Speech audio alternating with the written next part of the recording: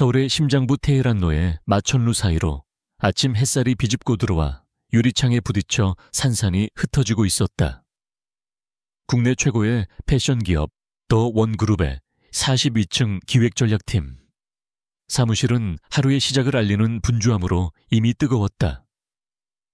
최고급 원목과 차가운 금속 유리로 마감된 인테리어는 회사의 명성만큼이나 세련되고 냉철한 분위기를 풍겼다. 직원들은 값비싼 브랜드의 옷을 유니폼처럼 걸치고 향수 냄새와 간내린 커피 향을 공기 중에 섞으며 바쁘게 움직였다. 이서연은 이 모든 풍경 속에서 유일하게 색이 바랜 흑백 사진 같았다.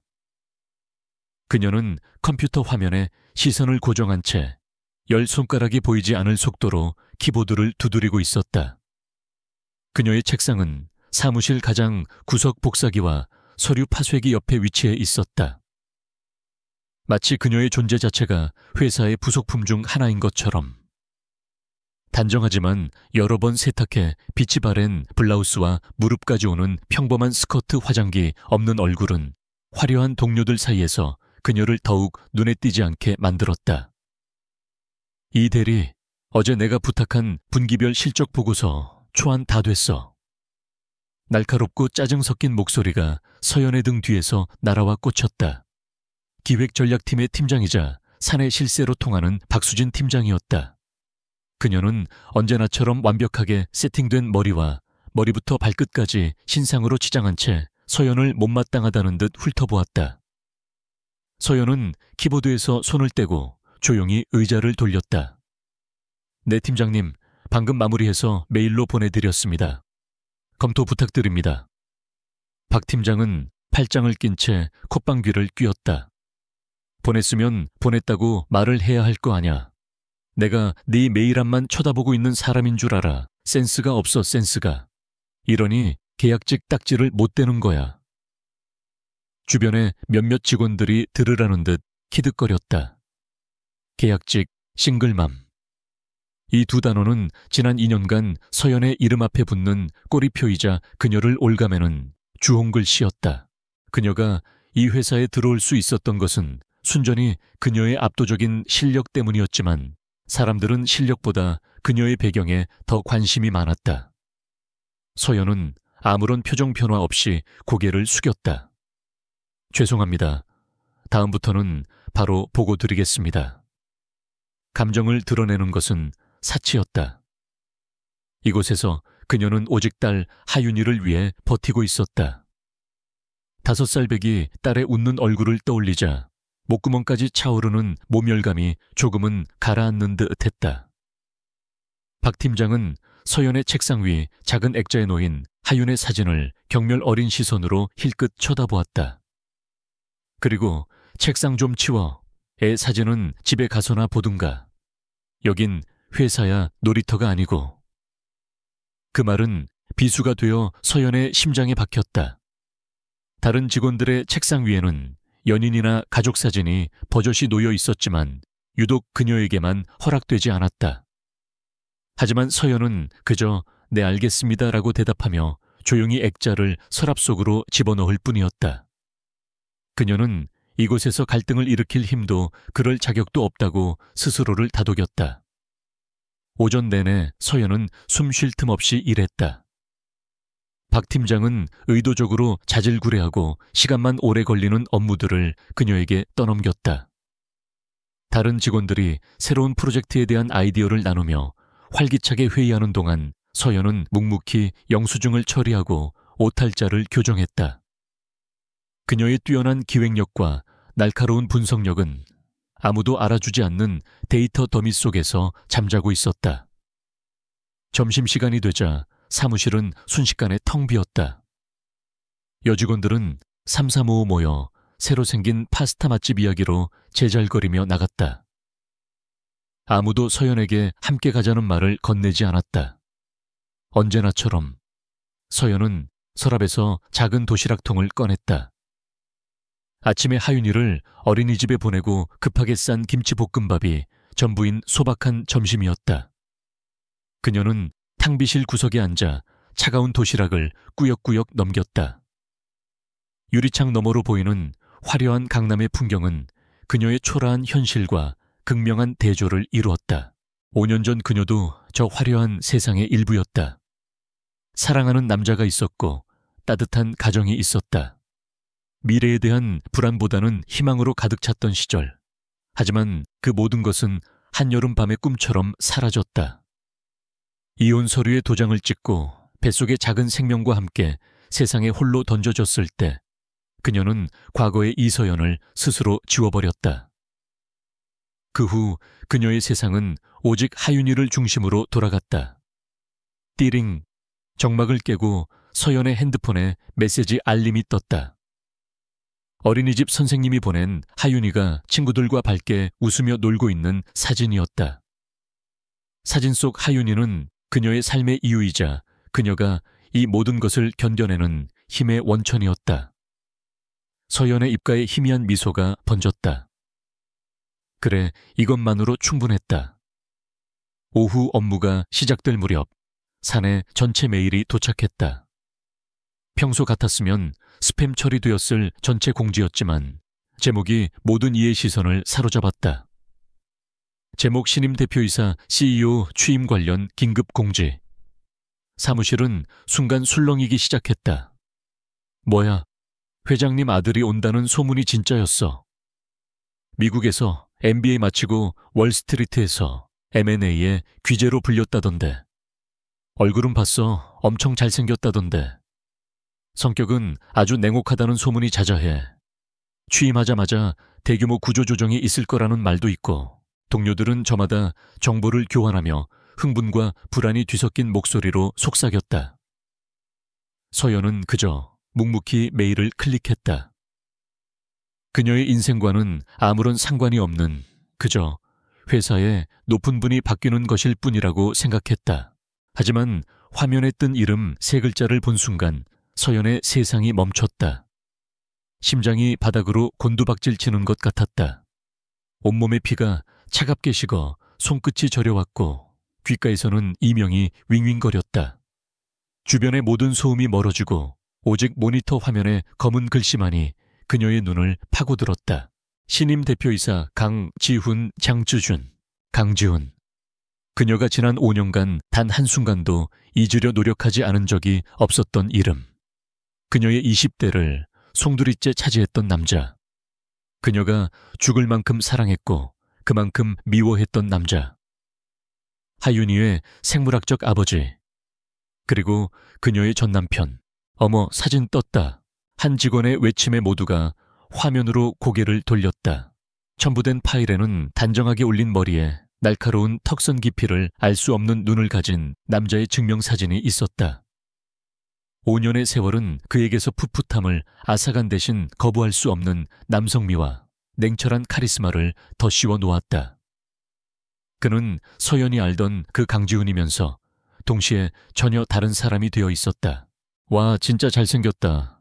영화배우 같아. 저 눈빛 좀 봐. 쳐다보기만 해도 얼어붙겠네. 박 팀장조차 흥분한 듯 얼굴을 붉히며 동료들과 이야기를 나누고 있었다. 우리 회사도 이제 물갈이 좀 하겠네. 저런 분이 CEO라면 일할 만나지. 앞으로 회장님, 사모님 될 사람은 좋겠다. 서연은 숨을 쉴 수가 없었다. 의자 등받이에 몸을 기댄 채 그녀는 가쁜 숨을 몰아쉬었다. 어째서 수많은 회사 중에 왜 하필 이곳이란 말인가? 미국에서 성공적인 삶을 살고 있을 거라 생각했는데 왜 갑자기 한국으로, 그것도 자신이 하루하루를 겨우 버텨내고 있는 이 직장으로 돌아온 것일까? 머릿속이 하얗게 비어버렸다. 그와의 기억들이 봉긴을 해제한 듯 쏟아져 나왔다. 처음 만났던 대학 캠퍼스에 벚꽃 흩날리던 날, 비 오는 날 작은 우산 하나를 나눠 쓰고 웃었던 기억, 그의 품에 안겨 미래를 약속했던 밤, 그리고 차갑게 식은 눈으로 이혼 서류를 내밀던 그의 마지막 모습까지. 이제 우리 사이에 남은 건 아무것도 없어. 그렇게 말하며 돌아섰던 사람이었다. 그녀의 임신 사실도 모른 채, 아니, 그녀가 말할 기회조차 주지 않은 채 서여연은 자신도 모르게 배를 감싸 쥐었다. 하윤이를 가졌을 때의 감각이 희미하게 되살아나는 듯했다. 그를 닮은 아이, 그의 존재를 알게 되면 그는 어떤 반응을 보일까? 하윤이를 데려가려고 할까? 아니, 그럴 리 없어. 그는 이미 그녀를 그들의 과거를 깨끗이 잊었을 것이다. 지금의 그는 월스트리트를 주름잡던 천재 경영인이자 거대 패션 그룹의 CEO. 초라한 계약직 싱글맘인 자신과 엮이고 싶어 하지 않을 것이 분명했다. 그래, 그는 나를 알아보지 못할 거야. 5년이나 지났으니까. 나는 너무 많이 변했어. 화장기 없는 얼굴, 생기 없는 눈빛 값싼 옷차림. 예전에 이서연은 어디에도 남아있지 않아. 그는 나를 그저 수많은 직원 중 하나로 이름 없는 그림자로 스쳐 지나갈 것이다. 서효연은 스스로를 필사적으로 세뇌했다. 들키면 안 된다. 그와 엮여서는 안 된다. 자신과 하윤이의 평온한 삶을 지키기 위해서는 무슨 일이 있어도 자신의 정체를 숨겨야만 한다. 그녀는 이 회사에서 그림자처럼 공기처럼 존재해야 했다. 그 순간 박 팀장이 의기양양한 목소리로 말했다. 신임 대표이사님, 취임식은 다음 주 월요일이래. 우리 기획전략팀이 의전이랑 자료 준비 총괄하게 됐어. 이건 우리 팀의 능력을 보여줄 절호의 기회야.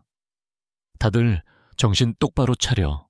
서연의 심장이 다시 한번 철렁 내려앉았다.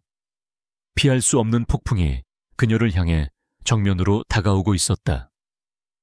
그녀가 발버둥쳐 지키려 했던 작은 일상은 너무나도 거대한 운명의 소용돌이 앞에 놓인 촛불처럼 위태롭게 흔들리고 있었다. 그녀는 마른 입술을 깨물며 다가올 월요일을 향한 극심한 공포와 싸워야 했다. 폭풍의 눈 속으로 걸어 들어가는 기분이었다. 주말 내내 서연은 살얼음판을 걷는 기분이었다.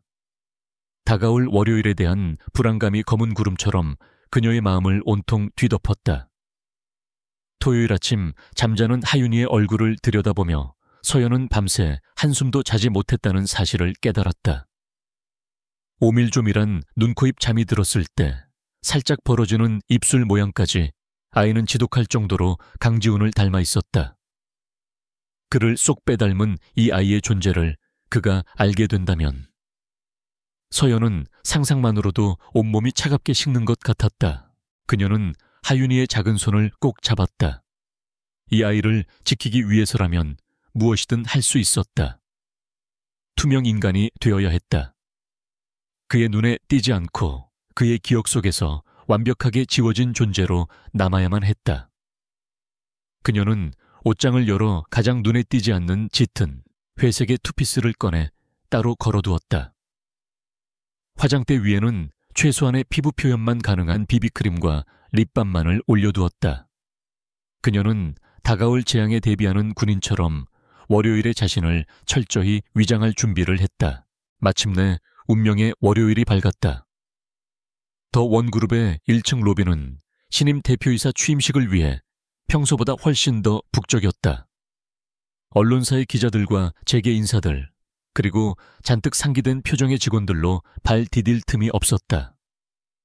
서연은 이 모든 인파를 피해 마치 첩보원처럼 벽에 몸을 붙인 채 조용히 강당의 가장 뒷자리 기둥 뒤에 숨듯이 자리를 잡았다. 여기서라면 그의 얼굴을 볼 수는 있대. 그의 눈에는 절대 띄지 않을 터였다. 예정된 시간이 되자 장내의 모든 조명이 꺼지고 무대 위 스포트라이트 하나만이 환하게 켜졌다. 사회자의 소개와 함께 강당의 문이 열리고 강지훈이 모습을 드러냈다. 그가 들어서는 순간 소란스럽던 장내는 거짓말처럼 조용해졌다. 모든 이의 시선이 그에게로 향했다. 그는 흠잡을 데 없는 완벽한 검은색 슈트를 입고 있었다. 5년 전보다 훨씬 더 넓어진 어깨와 다부진 체격은 그가 걸을 때마다 압도적인 위압감을 풍겼다. 그는 단상으로 걸어가는 내내 그 어떤 미동도 없이 정면만을 응시했다. 차갑고 날카로우며 한치의 틈도 보이지 않는 완벽한 포커페이스였다. 서연은 기둥 뒤에서 숨을 죽였다. 심장이 미친 듯이 뛰어 귀까지 울리는 것 같았다. 저 남자와 한때 사랑을 속삭이고 같은 침대에서 잠이 들었다는 사실이 도저히 믿기지 않았다. 지금의 그는 그녀가 알던 사람이 아니었다. 그는 왕좌에 오르기 위해 돌아온 냉혹한 지배자였다. 단상에 오른 강지훈은 마이크 앞에 서서 짧게 목례를 했다. 그리고 잠시 동안 강당안을 천천히 훑어보았다. 그의 시선이 스쳐 지나갈 때마다 사람들은 저도 모르게 마른 침을 삼켰다. 그의 눈빛이 서연이 있는 뒤쪽으로 향했을 때 그녀는 심장이 멎는 것 같아 저도 모르게 고개를 숙였다. 다행히 그의 시선은 그녀에게 머무르지 않고 곧바로 정면을 향했다. 대요 원그룹의 새로운 시작을 함께하게 된 강지훈입니다. 낮고 울림 있는 목소리가 강당 전체에 울려 퍼졌다. 군더더기 없는 목소리였다. 저는 긴 이야기를 좋아하지 않습니다. 우리가 해야 할 일은 명확합니다. 과거의 성공에 안주하는 것이 아니라 시장의 판도를 바꾸는 혁신을 이끌어내는 것입니다. 이를 위해 비효율적인 관행은 모두 폐기하고 오직 실력과 성과로만 평가받는 시스템을 구축할 것입니다. 안주하려는 자는 도태될 것이고 도전하는 자에게는 합당한 보상이 따를 것입니다. 이상입니다. 연설은 차에 3분도 되지 않았다. 하지만 그 안에 담긴 메시지는 서슬 퍼런 칼날처럼 모든 직원의 가슴에 박혔다. 엄청난 기대감과 동시에 살벌한 공포감이 강당을 지배했다. 우레와 같은 박수 소리가 터져 나왔지만 그 속에는 저마다의 계산과 불안이 뒤섞여 있었다. 취임식이 끝나고 서연은 누가 볼세라 서둘러 사무실로 돌아왔다. 하지만 사무실의 분위기는 이미 완전히 달라져 있었다. 모두가 신임 CEO의 이야기에 정신이 팔려 있었다. 특히 박수진 팀장의 흥분은 극에 달해 있었다. 봤지 저 카리스마. 저런 분 밑에서 일해야 우리도 크는 거야. 이제 우리 기획전략팀이 제대로 실력 발휘할 때가 왔어. 박 팀장은 그렇게 말하며 은근히 서연을 쏘아보았다. 마치 너 같은 사람은 곧 잘려나갈 것이라고 말하는 듯했다. 서연은 그저 묵묵히 자신의 자리로 돌아가 컴퓨터를 켰다. 폭풍은 이제 막 시작되었을 뿐이었다. 오후가 되자 신임 CEO가 각 팀의 현안 보고를 직접 받겠다는 지시가 내려왔다. 첫 번째 팀은 바로 기획전략팀이었다. 박수진 팀장은 마치 전쟁에 나가는 장수처럼 비장하게 팀원들을 이끌고 회의실로 향했다. 서연은 최대한 눈에 띄지 않기 위해 서류 파일을 든 채 팀원들의 가장 뒤에 섰다. 육중한 문이 열리고 회의실 안에는 강지훈이 상석에 홀로 앉아 있었다. 그는 이미 각종 보고서를 훑어보고 있었고 팀원들이 들어와 자리에 앉는 동안 눈길 한번 주지 않았다. 회의실의 공기는 얼음장처럼 차가웠다. 박수진 팀장이 잔뜩 힘이 들어간 목소리로 아첨에 가까운 인사말을 건넸지만 강지훈은 고개조차 들지 않고 손짓으로 보고를 시작하라는 신호를 보냈다. 머쓱해진 박 팀장은 헛기침을 한 번 하고 준비한 PT를 시작했다. 보고는 밀라노 FW 쇼케이스 프로젝트에 대한 내용이었다. 더 원그룹이 야심차게 준비 중인 글로벌 프로젝트였다. 박 팀장은 유창한 말솜씨로 프로젝트의 비전과 기대 효과를 부풀려 설명했다. 하지만 강지훈의 표정은 점점 더 굳어졌다. 잠깐, PT가 절반쯤 진행되었을 때 강지훈이 처음으로 입을 열었다. 그의 한마디에 회의실의 모든 소음이 멎었다. 방금 지나간 12페이지 예산안 부분 다시 띄워보시죠. 박 팀장의 얼굴이 순간 굳었다. 그녀는 당황하며 해당 페이지를 다시 화면에 띄웠다. 강지훈은 자리에서 일어나 화면 앞으로 걸어 나갔다. 그의 큰 키가 회의실 전체에 그림자를 드리웠다. 마케팅 비용 산출 근거가 비정상적으로 높게 책정되어 있습니다. 특히 유럽 현지 에이전시 수수료가 업계 평균의 1.5배에 달하는군요. 이 데이터 누가 분석한 겁니까? 그의 목소리는 감정 없이 차가웠지만 그 안에 담긴 압박감은 실로 엄청났다. 박 팀장은 식은땀을 흘리며 더듬거렸다. 그 부분은 저희 팀의 이서연 대리가 데이터 분석을 담당했습니다. 아시다시피 계약직이라 업무 처리 과정에서 일부 실수가 있었던 것 같습니다. 죄송합니다.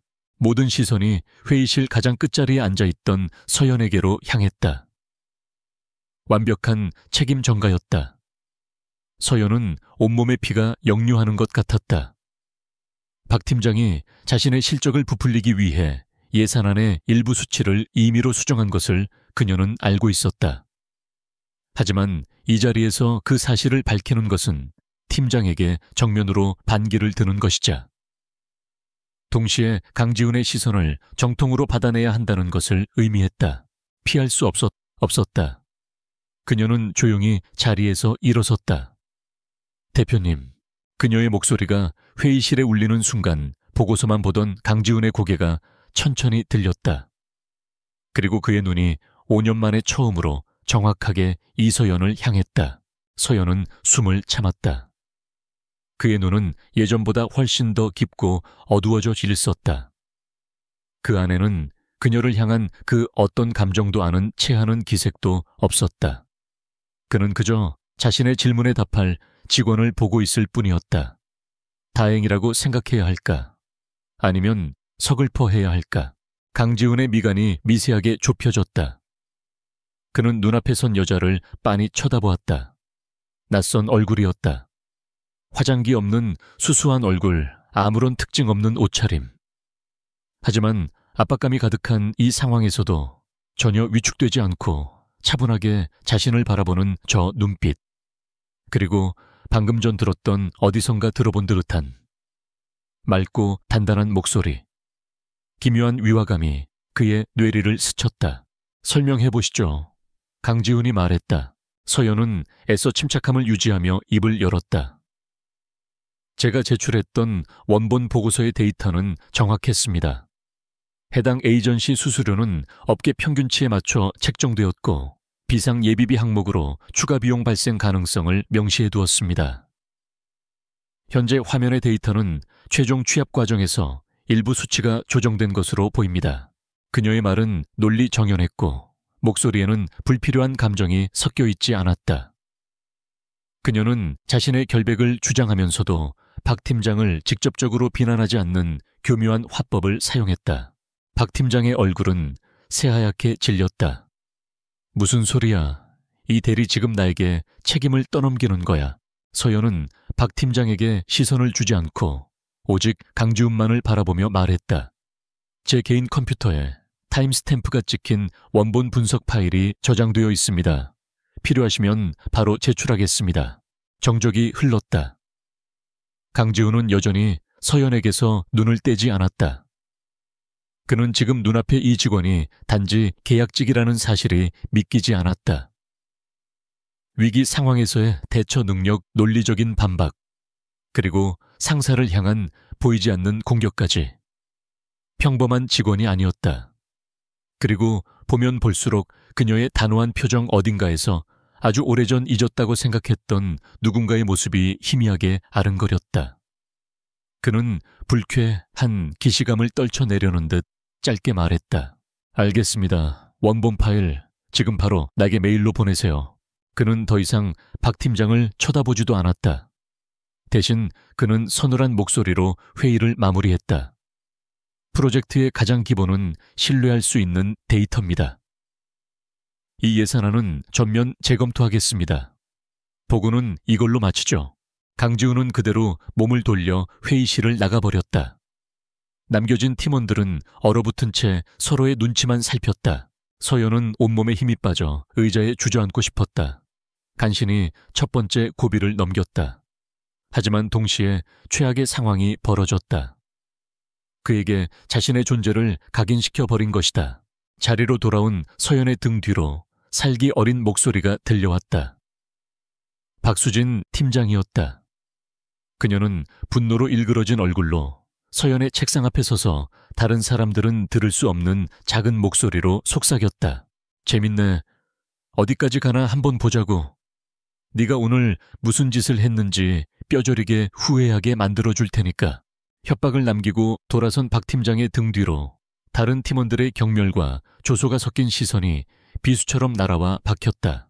이제 그녀는 단순히 눈에 띄지 않는 계약직이 아니었다.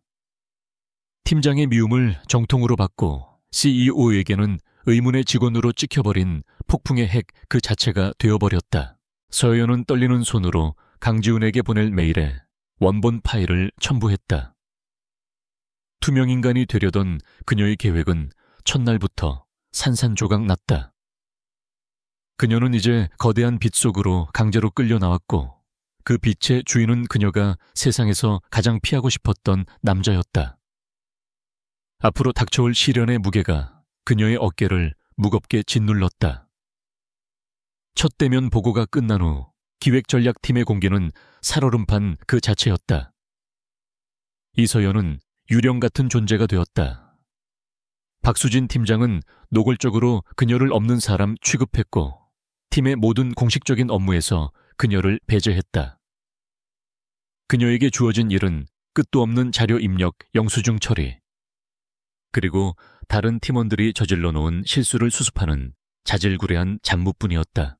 동료들의 태도는 더욱 비열해졌다. 그들은 서연이 지나갈 때마다 들으라는 듯이 콧방귀를 뀌거나 계약직 주제에 감히 팀장님께 덤벼 대표님한테 꼬리라도 쳐보려는 건가? 와 같은 모욕적인 말을 속삭였다. 점심시간이면 그녀의 책상만 덩그러니 남았고 회의가 있을 때면 아무도 그녀에게 회의 시간을 알려주지 않았다. 그녀는 완벽하게 고립되었다. 하지만 서연은 흔들리지 않았다. 아니, 흔들릴 여유조차 없었다. 그녀의 머릿속은 온통 강지훈이라는 존재에 대한 경계심으로 가득 차 있었다. 그는 그녀가 보낸 원본 파일을 확인하고 아무런 후속 조치도 취하지 않았다. 박 팀장을 질책하지도 그녀를 따로 부르지도 않았다. 그 침묵이 서연을 더욱 불안하게 만들었다. 폭풍전야의 고요함처럼. 한편 CEO 집무실의 강지훈은 모니터에 띄워진 두 개의 파일을 비교하며 깊은 생각에 잠겨 있었다. 하나는 박 팀장이 제출한 공식 보고서, 다른 하나는 이서연이 보낸 원본 데이터 파일이었다. 차이는 명확했다. 이서연의 파일은 군더더기 없이 깔끔했고 데이터 분석은 날카로웠으며 잠재적 리스크까지 예측한 통찰력이 돋보였다. 반면 박 팀장의 보고서는 화려하게 포장되어 있었지만 핵심 데이터가 왜곡되어 그 본질은 허상에 불과했다.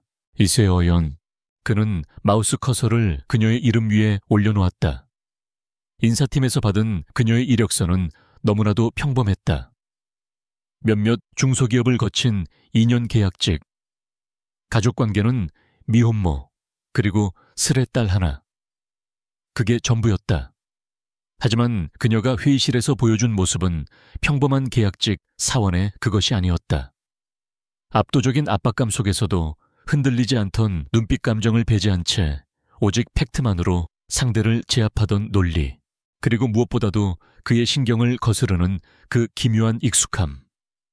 그는 과거의 기억을 들추는 것을 혐오했다. 특히 그녀와 관련된 기억은 그의 인생에서 도려내고 싶은 상처와도 같았다.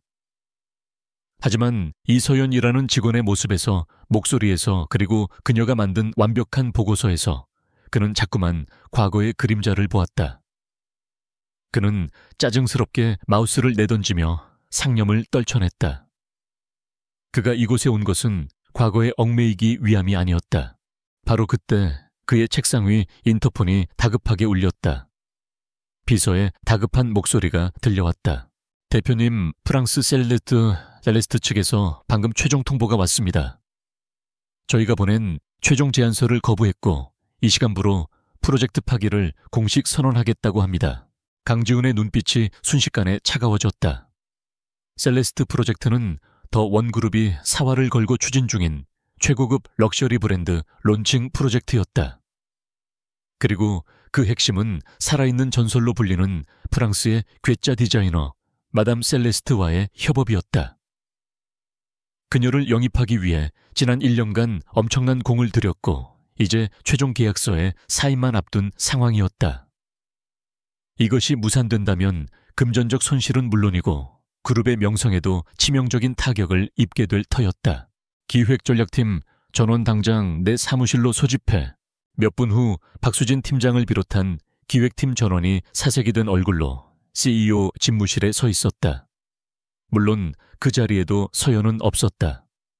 박 팀장이 의도적으로 그녀를 호출하지 않은 것이다. 강지훈은 불타는 듯한 분노를 차가운 표정 속에 감춘 채 말했다. 마담 셀레스트가 우리 제안을 거부한 이유가 뭡니까? 박 팀장은 덜덜 떨리는 목소리로 대답했다. 저희의 제안이 너무 상업적이고 자신의 예술 철학을 전혀 이해하지 못했다고. 갑자기 말을 바꿨습니다. 아시다시피 워낙 변덕이 심한 사람이라 변명은 듣고 싶지 않습니다. 강지훈이 말을 잘랐다. 결과적으로 당신들의 무능이 회사를 수천억 원짜리 위기로 몰아넣은 겁니다. 마지막 기회를 주겠습니다. 48시간, 앞으로 48시간 안에 마담 셀레스트의 마음을 돌릴 새로운 제안서를 만들어내세요. 만약 실패한다면 기획전략팀은 전원 해체될 각오를 해야 할 겁니다. 살벌한 통보였다. 박 팀장과 팀원들은 거의 울상이 되어 사무실로 돌아왔다. 사무실은 순식간에 전쟁터로 변했다. 그들은 밤을 새워가며 새로운 아이디어를 짜냈지만 그들의 생각은 어떻게 하면 더 많은 돈을 벌 수 있을까라는 상업적인 틀을 벗어나지 못했다. 마담 셀레스트가 왜 분노했는지, 그녀의 예술 세계가 무엇을 추구하는지에 대한 근본적인 이해가 부재했다. 서연은 이 모든 광경을 멀리서 지켜보았다. 그녀는 회의에도 참석하지 못했고 프로젝트에 대한 그 어떤 정보도 공유받지 못했다. 그저 산더미처럼 쌓인 서류 더미에 파묻혀 있을 뿐이었다. 하지만 그녀는 동료들이 주고받는 대화 조각들을 통해 상황의 심각성을 어렴풋이 짐작하고 있었다. 마담 셀레스트, 그 이름을 듣는 순간 서연의 뇌리에 오래전 기억이 스쳐 지나갔다. 결혼 전 패션 디자인을 부전공하던 대학 시절, 그녀는 마담 셀레스트의 열렬한 팬이었다. 그녀의 디자인뿐만 아니라 그녀가 인터뷰에서 했던 말, 그녀의 자서전에 담긴 철학까지 모두 꿰뚫고 있었다. 셀레스트는 옷을 파는 사람이 아니었다. 그녀는 이야기를 만드는 사람이었다. 모든 컬렉션에는 신화와 전설 잊혀진 역사가 담겨 있었다. 그런 그녀에게 상업적인 수치만 나열된 제안서는 모욕 그 자체였을 것이다. 밤이 깊어지고 절망에 빠진 팀원들은 하나둘씩 자리를 떴다. 박 팀장은 도저히 불가능한 일이야. 신임 대표가 현실 감각이 없는 거라고 라며 악을 쓰고 퇴근했다. 사무실에는 지친 한숨과 커피 찌꺼기 냄새, 그리고 서연만이 홀로 남았다. 텅 빈 사무실 깜빡이는 모니터 불빛 아래 서연은 깊은 고뇌에 빠졌다. 이것은 그녀의 일이 아니었다. 나선다고 해서 알아줄 사람도 없었다. 오히려 박 팀장의 눈에 나면 더 큰 괴롭힘을 당할 것이 뻔했다. 가만히 있는 것이 상책이었다. 하지만 그녀는 책상 위에 아무렇게나 흩어져 있는 셀레스트 프로젝트, 관련 자료들에서 눈을 뗄 수가 없었다.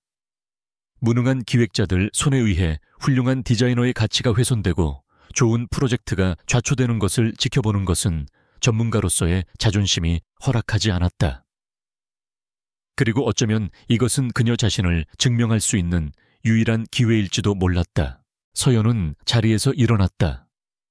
그리고 팀원들이 버리고 간 자료들을 하나하나 모으기 시작했다. 그녀의 눈빛은 더 이상 불안에 떨던 계약직 사원의 그것이 아니었다. 예리한 분석가의 눈빛으로 잠들어 있던 전문가의 본능이 깨어나고 있었다. 그녀는 밤을 새웠다.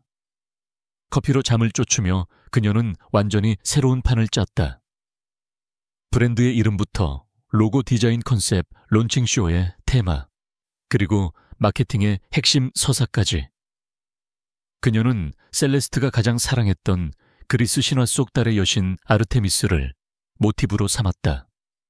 상업성을 전면에 내세우는 대신 신화의 재해석이라는 거대한 스토리를 제안의 중심에 놓았다. 그녀의 제안서는 단순한 사업 계획서가 아니었다. 그것은 한편의 서사시이자 마담 셀레스트의 예술원에 바치는 존경의 편지였다. 마감 시한인 다음 날 아침동이 트기 직전, 서연은 100페이지에 달하는 완벽한 제안서를 완성했다. 그녀는 잠시 망설였다. 자신의 이름을 넣어야 할까 하지만 이내 고개를 저었다. 이서연의 이름으로 제출되는 순간 이 제안서는 빛을 보기도 전에 박 팀장의 손에 의해 찢겨나갈 것이다. 그녀는 표지에서 자신의 이름을 지웠다. 그리고 제안서를 출력하여 CEO에게 전달되는 모든 보고서가 모이는 중앙 제출함에 아무도 모르게 넣었다. 거대한 도박이었다. 하지만 그녀는 해야만 했다. 마감 시한이 되자 강지우는 박수진 팀장으로부터 공식 제안서를 보고받았다. 결과는 처참했다. 기존의 아이디어에서 몇 가지 문구만 바꾼 성의 없고 통찰력도 없는 쓰레기 같은 보고서였다. 강지훈의 얼굴에서 모든 표정이 사라졌다. 그는 보고서를 테이블 위로 던지며 말했다.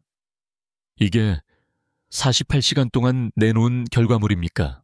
박 팀장은 고개를 숙인 채 아무 말도 하지 못했다. 강지훈은 깊은 실망감과 분노에 휩싸였다. 그는 막대한 손실을 감수하고 프로젝트를 포기해야 한다고, 그리고 기획전략팀 전체를 해고해야 한다고 마음먹었다. 그때 비서가 조심스럽게 문을 열고 들어왔다. 대표님, 중앙 제출함에 발신인 불명의 제안서가 하나 들어와 있습니다. 셀레스트 프로젝트 긴급 제안이라고 적혀 있습니다. 강지훈은 짜증 섞인 표정으로 손을 내밀었다. 마지막 지푸라기라도 잡는 심정이었다. 그는 아무런 기대 없이 제안서의 첫 장을 넘겼다. 그러나 페이지를 넘길수록 그의 표정은 놀라움으로 변해갔다. 그리고 그 놀라움은 곧 경탄으로, 마지막에는 희열에 가까운 흥분으로 바뀌었다. 아르테미스를 모티브로 한 브랜드 스토리달의 위상 변화를 이용한 마케팅 전략, 심지어 론칭쇼 무대 디자인과 음악 컨셉까지 모든 것이 완벽하게 맞아떨어졌다. 이것은 마담 셀레스트가 꿈꾸던 바로 그 그림이었다. 아니, 그녀의 꿈을 뛰어넘는 상상력이었다. 이 잔서는 비즈니스를 넘어 예술의 경지에 도달해 있었다. 동시에 그 안에 담긴 시장 분석과 수익 모델은 지독할 정도로 현실적이고 치밀했다. 이성과 감성 창의와 논리를 완벽하게 아우르는 그가 평생을 찾아 헤매던 바로 그 천재적인 기획이었다. 강지훈은 마지막 장을 덮고 잠시 동안 숨을 골랐다. 누가 썼지 이 회사에, 아니 대한민국에 이런 수준의 기획을 할 수 있는 인재가 존재했단 말인가. 그는 제안서의 문체와 논리 전개 방식에서 며칠 전 그를 놀라게 했던 한 직원의 보고서를 떠올렸다.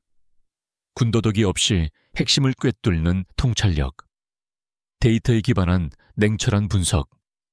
그 흔적이 이 완벽한 제안서 곳곳에 희미하게 남아있었다. 설마, 말도 안 돼.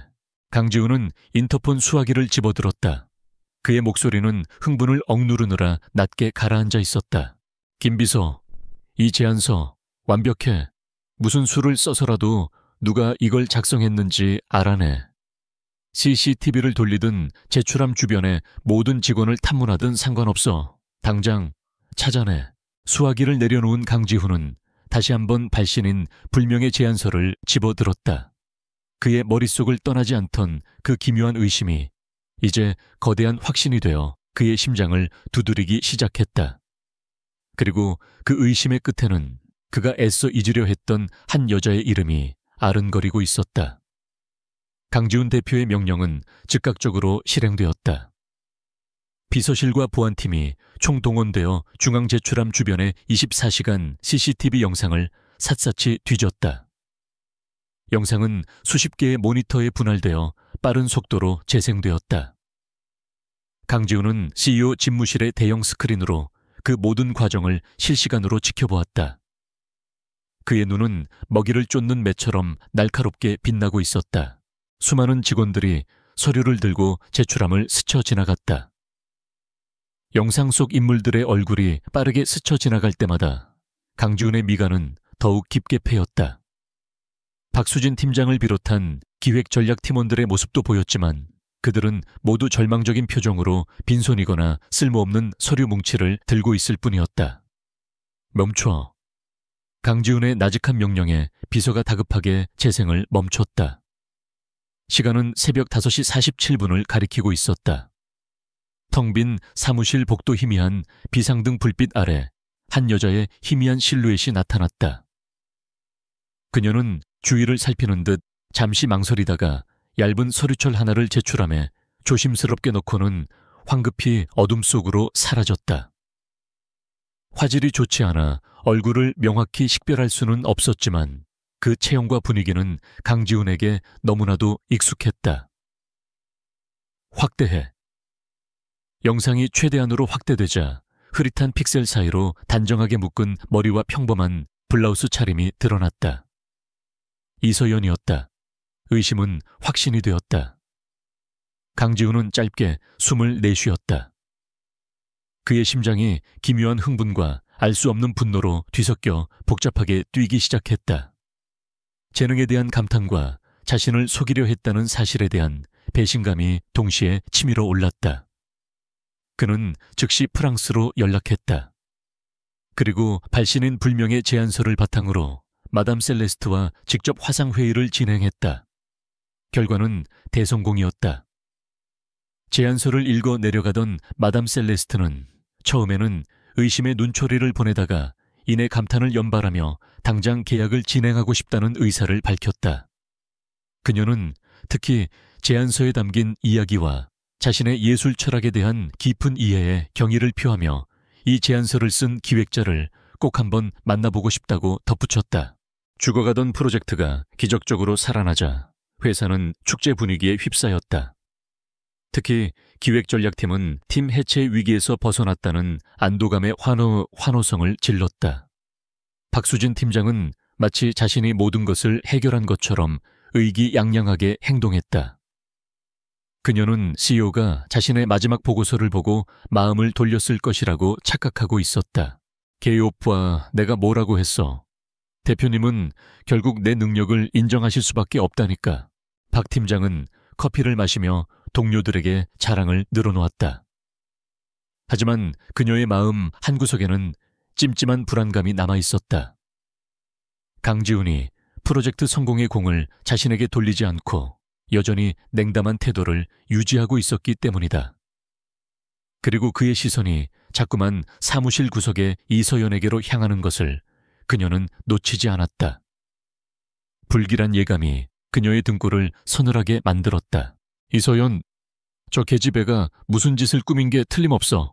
박수진의 질투심은 이제 광기에 가까운 집착으로 변질되고 있었다.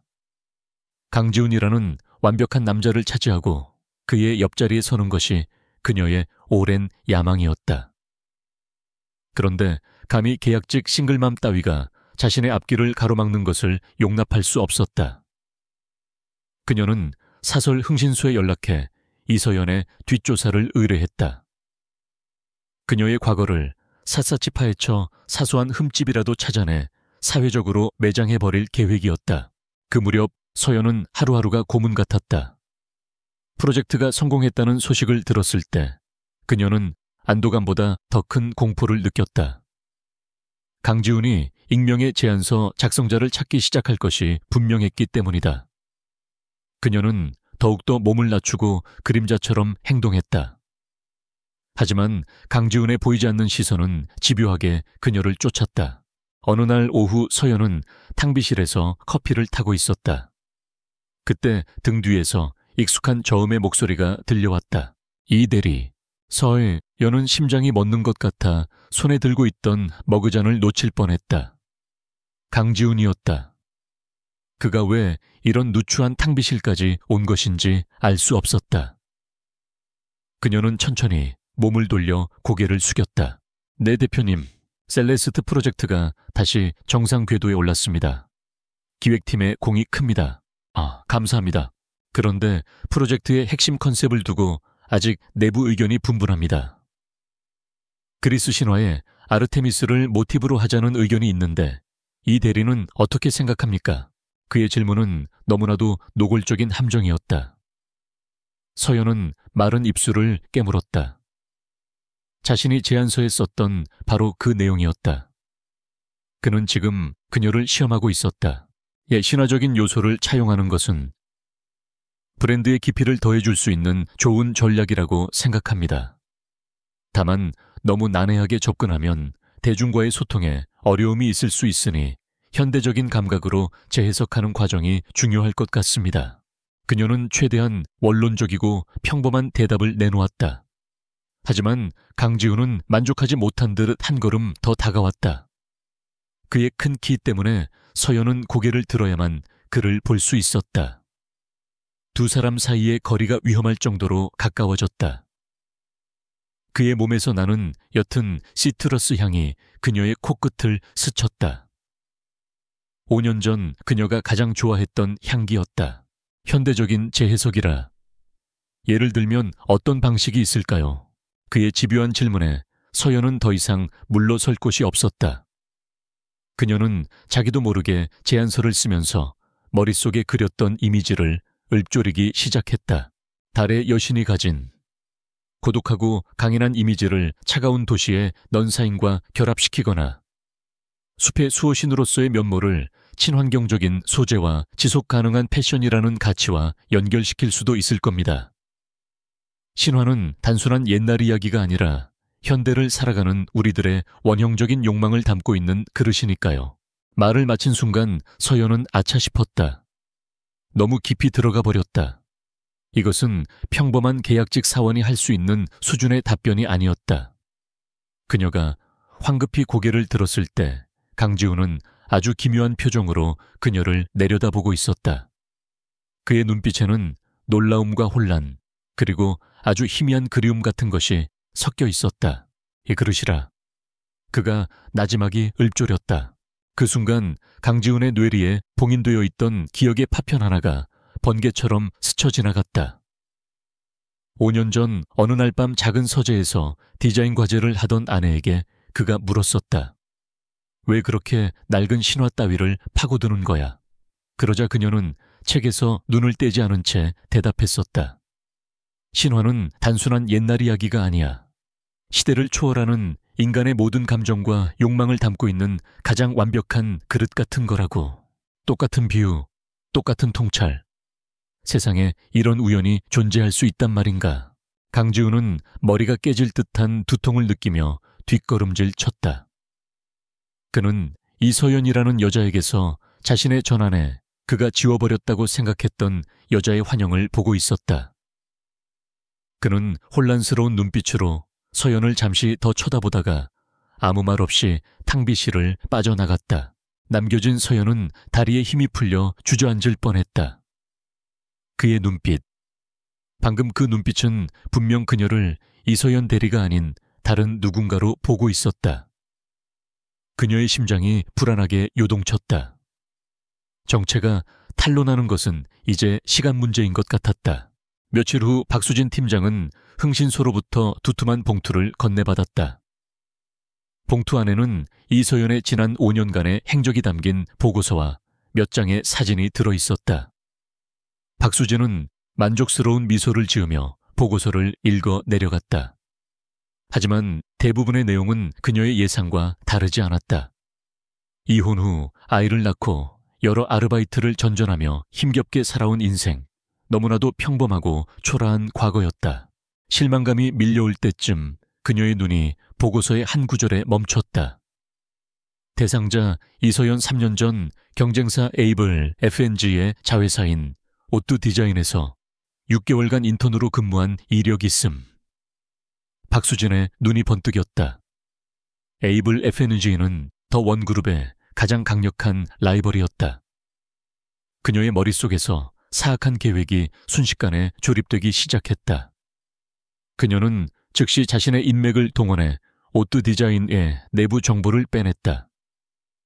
그리고 셀레스트 프로젝트의 초기 기획안과 유사한 아이템 몇 개를 그 정보와 교묘하게 짝입기하여 마치 이서연이 더 원그룹의 내부 정보를 경쟁사에 유출한 것처럼 보이는 가짜 증거 자료들을 만들어냈다. 완벽한 함정이었다. 박수진은 완성된 가짜 증거들을 손에 쥐고 승자의 미소를 지었다. 이제 이 한 방이면 이서연은 업계에서 2번 다시 발붙이지 못할 것이다. 그리고 강지훈 대표 역시 사람을 잘못 본 자신의 어리석음을 깨닫고 자신에게 돌아오게 될 터였다. 그녀는 가장 결정적인 순간에 이 카드를 터뜨리기 위해 서슬퍼런 칼날을 품고 때를 기다렸다. 모든 것은 그녀의 계획대로 흘러가고 있는 듯 보였다.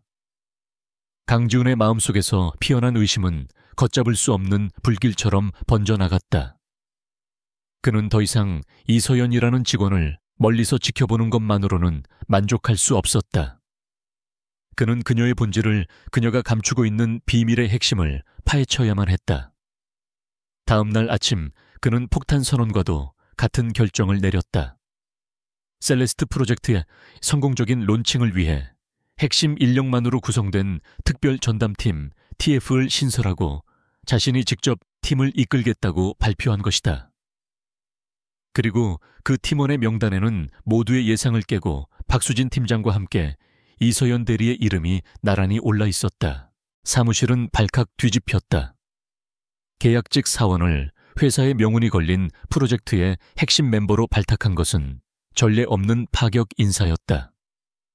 직원들은 이서연이 대표의 눈에 들어 특별한 총애를 받는 것이라 수군거렸고 박수진 팀장의 얼굴은 분노와 굴욕감으로 잿빛이 되었다.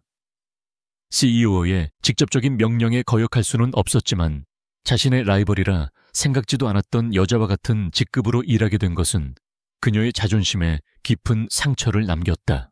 서연에게는 청천벽력 같은 소식이었다. 그녀는 어떻게든 그의 시야에서 벗어나려 발버둥 쳤는데 운명은 마치 그녀를 조롱하듯 그의 바로 옆자리로 그녀를 끌어다 놓았다. 이제 그녀는 매일 매시간 그와 얼굴을 마주하고 그의 날카로운 질문에 답하며 그의 집요한 시선을 견뎌내야만 했다. 그것은 살얼음 위에서 아슬아슬한 춤을 추는 것과 같았다. TF팀의 회의는 서연에게는 숨막히는 신문 시간이나 다름없었다. 강지훈은 의도적으로 그녀에게 까다롭고 복잡한 질문들을 던졌다. 그녀의 기획력을 시험하고 위기대처 능력을 관찰하며 생각의 한계를 떠보았다. 그는 마치 퍼즐 조각을 맞추듯 그녀의 반응 하나하나에서 과거의 흔적들을 찾아내려 했다. 이 부분의 시장 예측 데이터는 너무 낙관적인 것 아닌가? 리스크 해칭 방안은 경쟁사의 최근 동향을 고려했을 때 우리 브랜드만의 차별화 포인트가 약해. 더 날카로운 전략이 필요해. 그의 지적은 언제나 송곳처럼 날카로웠다. 서연은 그의 공격을 막아내는 동시에 자신의 진짜 실력을 완전히 드러내지 않기 위해 필사적으로 자신을 제어해야 했다. 그녀는 마치 로봇처럼 감정을 배제한 채 오직 데이터와 팩트에 기반한 답변만을 내놓았다. 하지만 숨길 수 없는 것들이 있었다. 서연이 깊은 생각에 잠길 때면 저도 모르게 아래 십수를 지그시 깨무는 버릇. 파일을 정리할 때 주제별로 색깔이 다른 인덱스를 붙여 구분하는 꼼꼼함. 피곤할 때면 자신도 모르게 녹차 티백을 찾는 습관까지. 그 모든 사소한 것들이 강지훈에게는 죽은 줄 알았던 과거의 기억을 되살리는 망령의 손길과도 같았다. 그의 아내가 가지고 있던 바로 그 버릇들이었다. 어느 날 밤 TF팀은 막바지 기획안 점검을 위해 늦게까지 야근을 하고 있었다. 무겁고 긴장된 공기가 회의실을 짓누르고 있을 때였다. 띠따르르릉 정적을 깨고 요란한 벨소리가 울렸다. 서연의 핸드폰이었다. 평소에는 진동으로 해놓는 것을 깜빡 잊은 것이다. 그녀는 얼굴이 새하얗게 질려 황급히 핸드폰을 집어들었다. 하지만 그 짧은 순간 회의실 상석에 앉아있던 강지훈의 눈은 액정에 뜬 발신자 이름을 똑똑히 포착했다. 내 전부 하츠. 강지훈의 미간이 순간 찌푸려졌다. 그의 얼굴에 스쳐 지나간 것은 단순한 짜증이 아니었다. 그 자신도 인지하지 못한 아주 낯선 종류의 불쾌감이었다. 박수진 팀장은 그 광경을 놓치지 않고 서연이 남자를 만나는 것이 분명하다며 속으로 비웃었다. 죄송합니다. 서연은 허둥지둥 전원 버튼을 눌러 소리를 껐다. 하지만 벨소리는 끈질기게 다시 울렸다. 어린이집 선생님의 전화였다. 이 시간이면 하윤이가 잠들기 전 엄마 목소리를 듣고 싶어 할 시간이었다. 그녀는 안절부절 못하다가 조심스럽게 자리에서 일어났다. 잠시 전화 좀 받고 와도 되겠습니까? 강지우는 아무 말 없이 턱짓으로 허락했다. 서연은 거의 도망치듯 회의실을 빠져나와 복도 구석으로 향했다. 잠시 후 머리를 식히려 회의실을 나온 강지우는 반쯤 열린 비상계단 문틈으로 새어나오는 그녀의 목소리를 우연히 듣게 되었다. 그 목소리는 그가 알던 차갑고 사무적인 이서연 대리의 목소리가 아니었다. 세상에서 가장 따뜻하고 부드러우며 꿀처럼 달콤한 사랑이 뚝뚝 묻어나는 엄마의 목소리였다.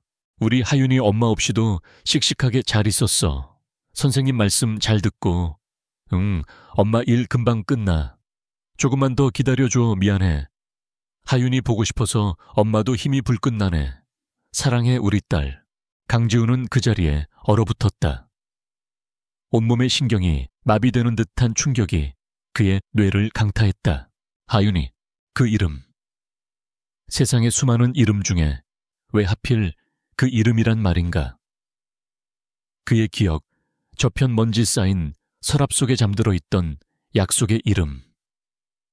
결혼 생활이 한창 행복했던 어느 일요일 아침이었다.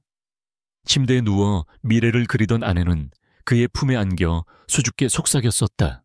우리 나중에 딸 낳으면 이름은 하윤이라고 짓자. 여름하 시아의 햇살 윤윤. 여름 햇살처럼 밝고 따뜻한 아이로 자라라고. 그것은 두 사람만의 비밀스러운 약속이었다. 그런데 어떻게 이 여자에게서 자신들의 딸에게 붙여주려 했던 그 이름이 나오는 것인가? 우연이라고 하기에는 너무나도 잔인한 우연이었다.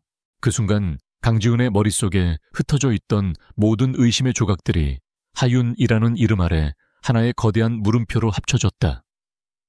설마, 아니야, 그럴 리가 없어. 그녀는 이혼할 때 아무 말도 없었어. 그는 더 이상 인사팀의 서류 따위를 믿을 수 없었다.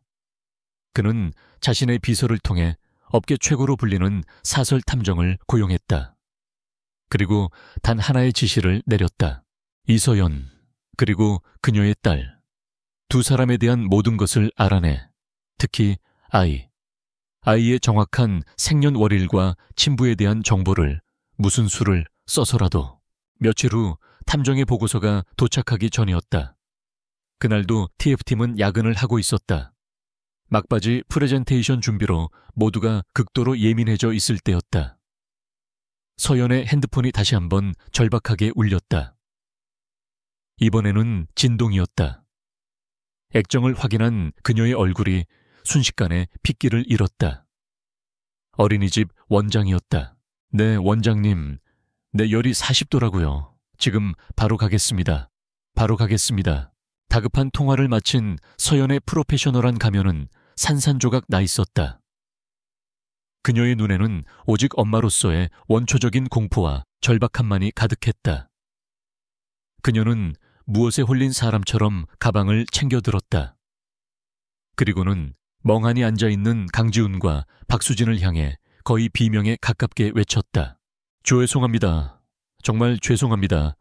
급한 일이 생겨서. 그녀는 더 이상의 설명도 없이 회의실을 뛰쳐나갔다. 그 모습은 그녀가 지난 몇 달간 보여주었던 침착하고 냉정한 모습과는 완전히 다른 날 것 그대로의 절박함이었다. 그리고 그 표정은 강지훈의 또 다른 기억을 건드렸다. 아주 사소한 일에도 겁을 먹고 눈물을 글썽이던 그가 지켜주어야만 했던 연약했던 아내의 모습. 잠시 회의 중단하지. 강지훈은 자신도 모르게 자리에서 일어났다. 알 수 없는 충동이 그의 온몸을 지배했다. 그는 확인해야만 했다. 이 끔찍한 의심의 끝에 무엇이 있는지 자신의 눈으로 직접 확인해야만 했다. 그는 아무런 설명 없이 회의실을 나와 자신의 차키를 집어들고 주차장으로 향했다. 그는 멀찍이 거리를 둔 채 미친 듯이 택시를 잡아타는 서연의 차를 뒤쫓았다. 그의 심장은 평생 느껴보지 못했던 종류의 불안과 두려움으로 미친 듯이 울리고 있었다. 차가운 이성으로는 설명할 수 없는 거대한 운명의 소용돌이에 휘말린 기분이었다. 이윽고 서연이 탄 택시가 서울대학병원 응급실 앞에 멈춰 섰다. 서연은 비틀거리며 차에서 내려 병원 안으로 달려 들어갔다.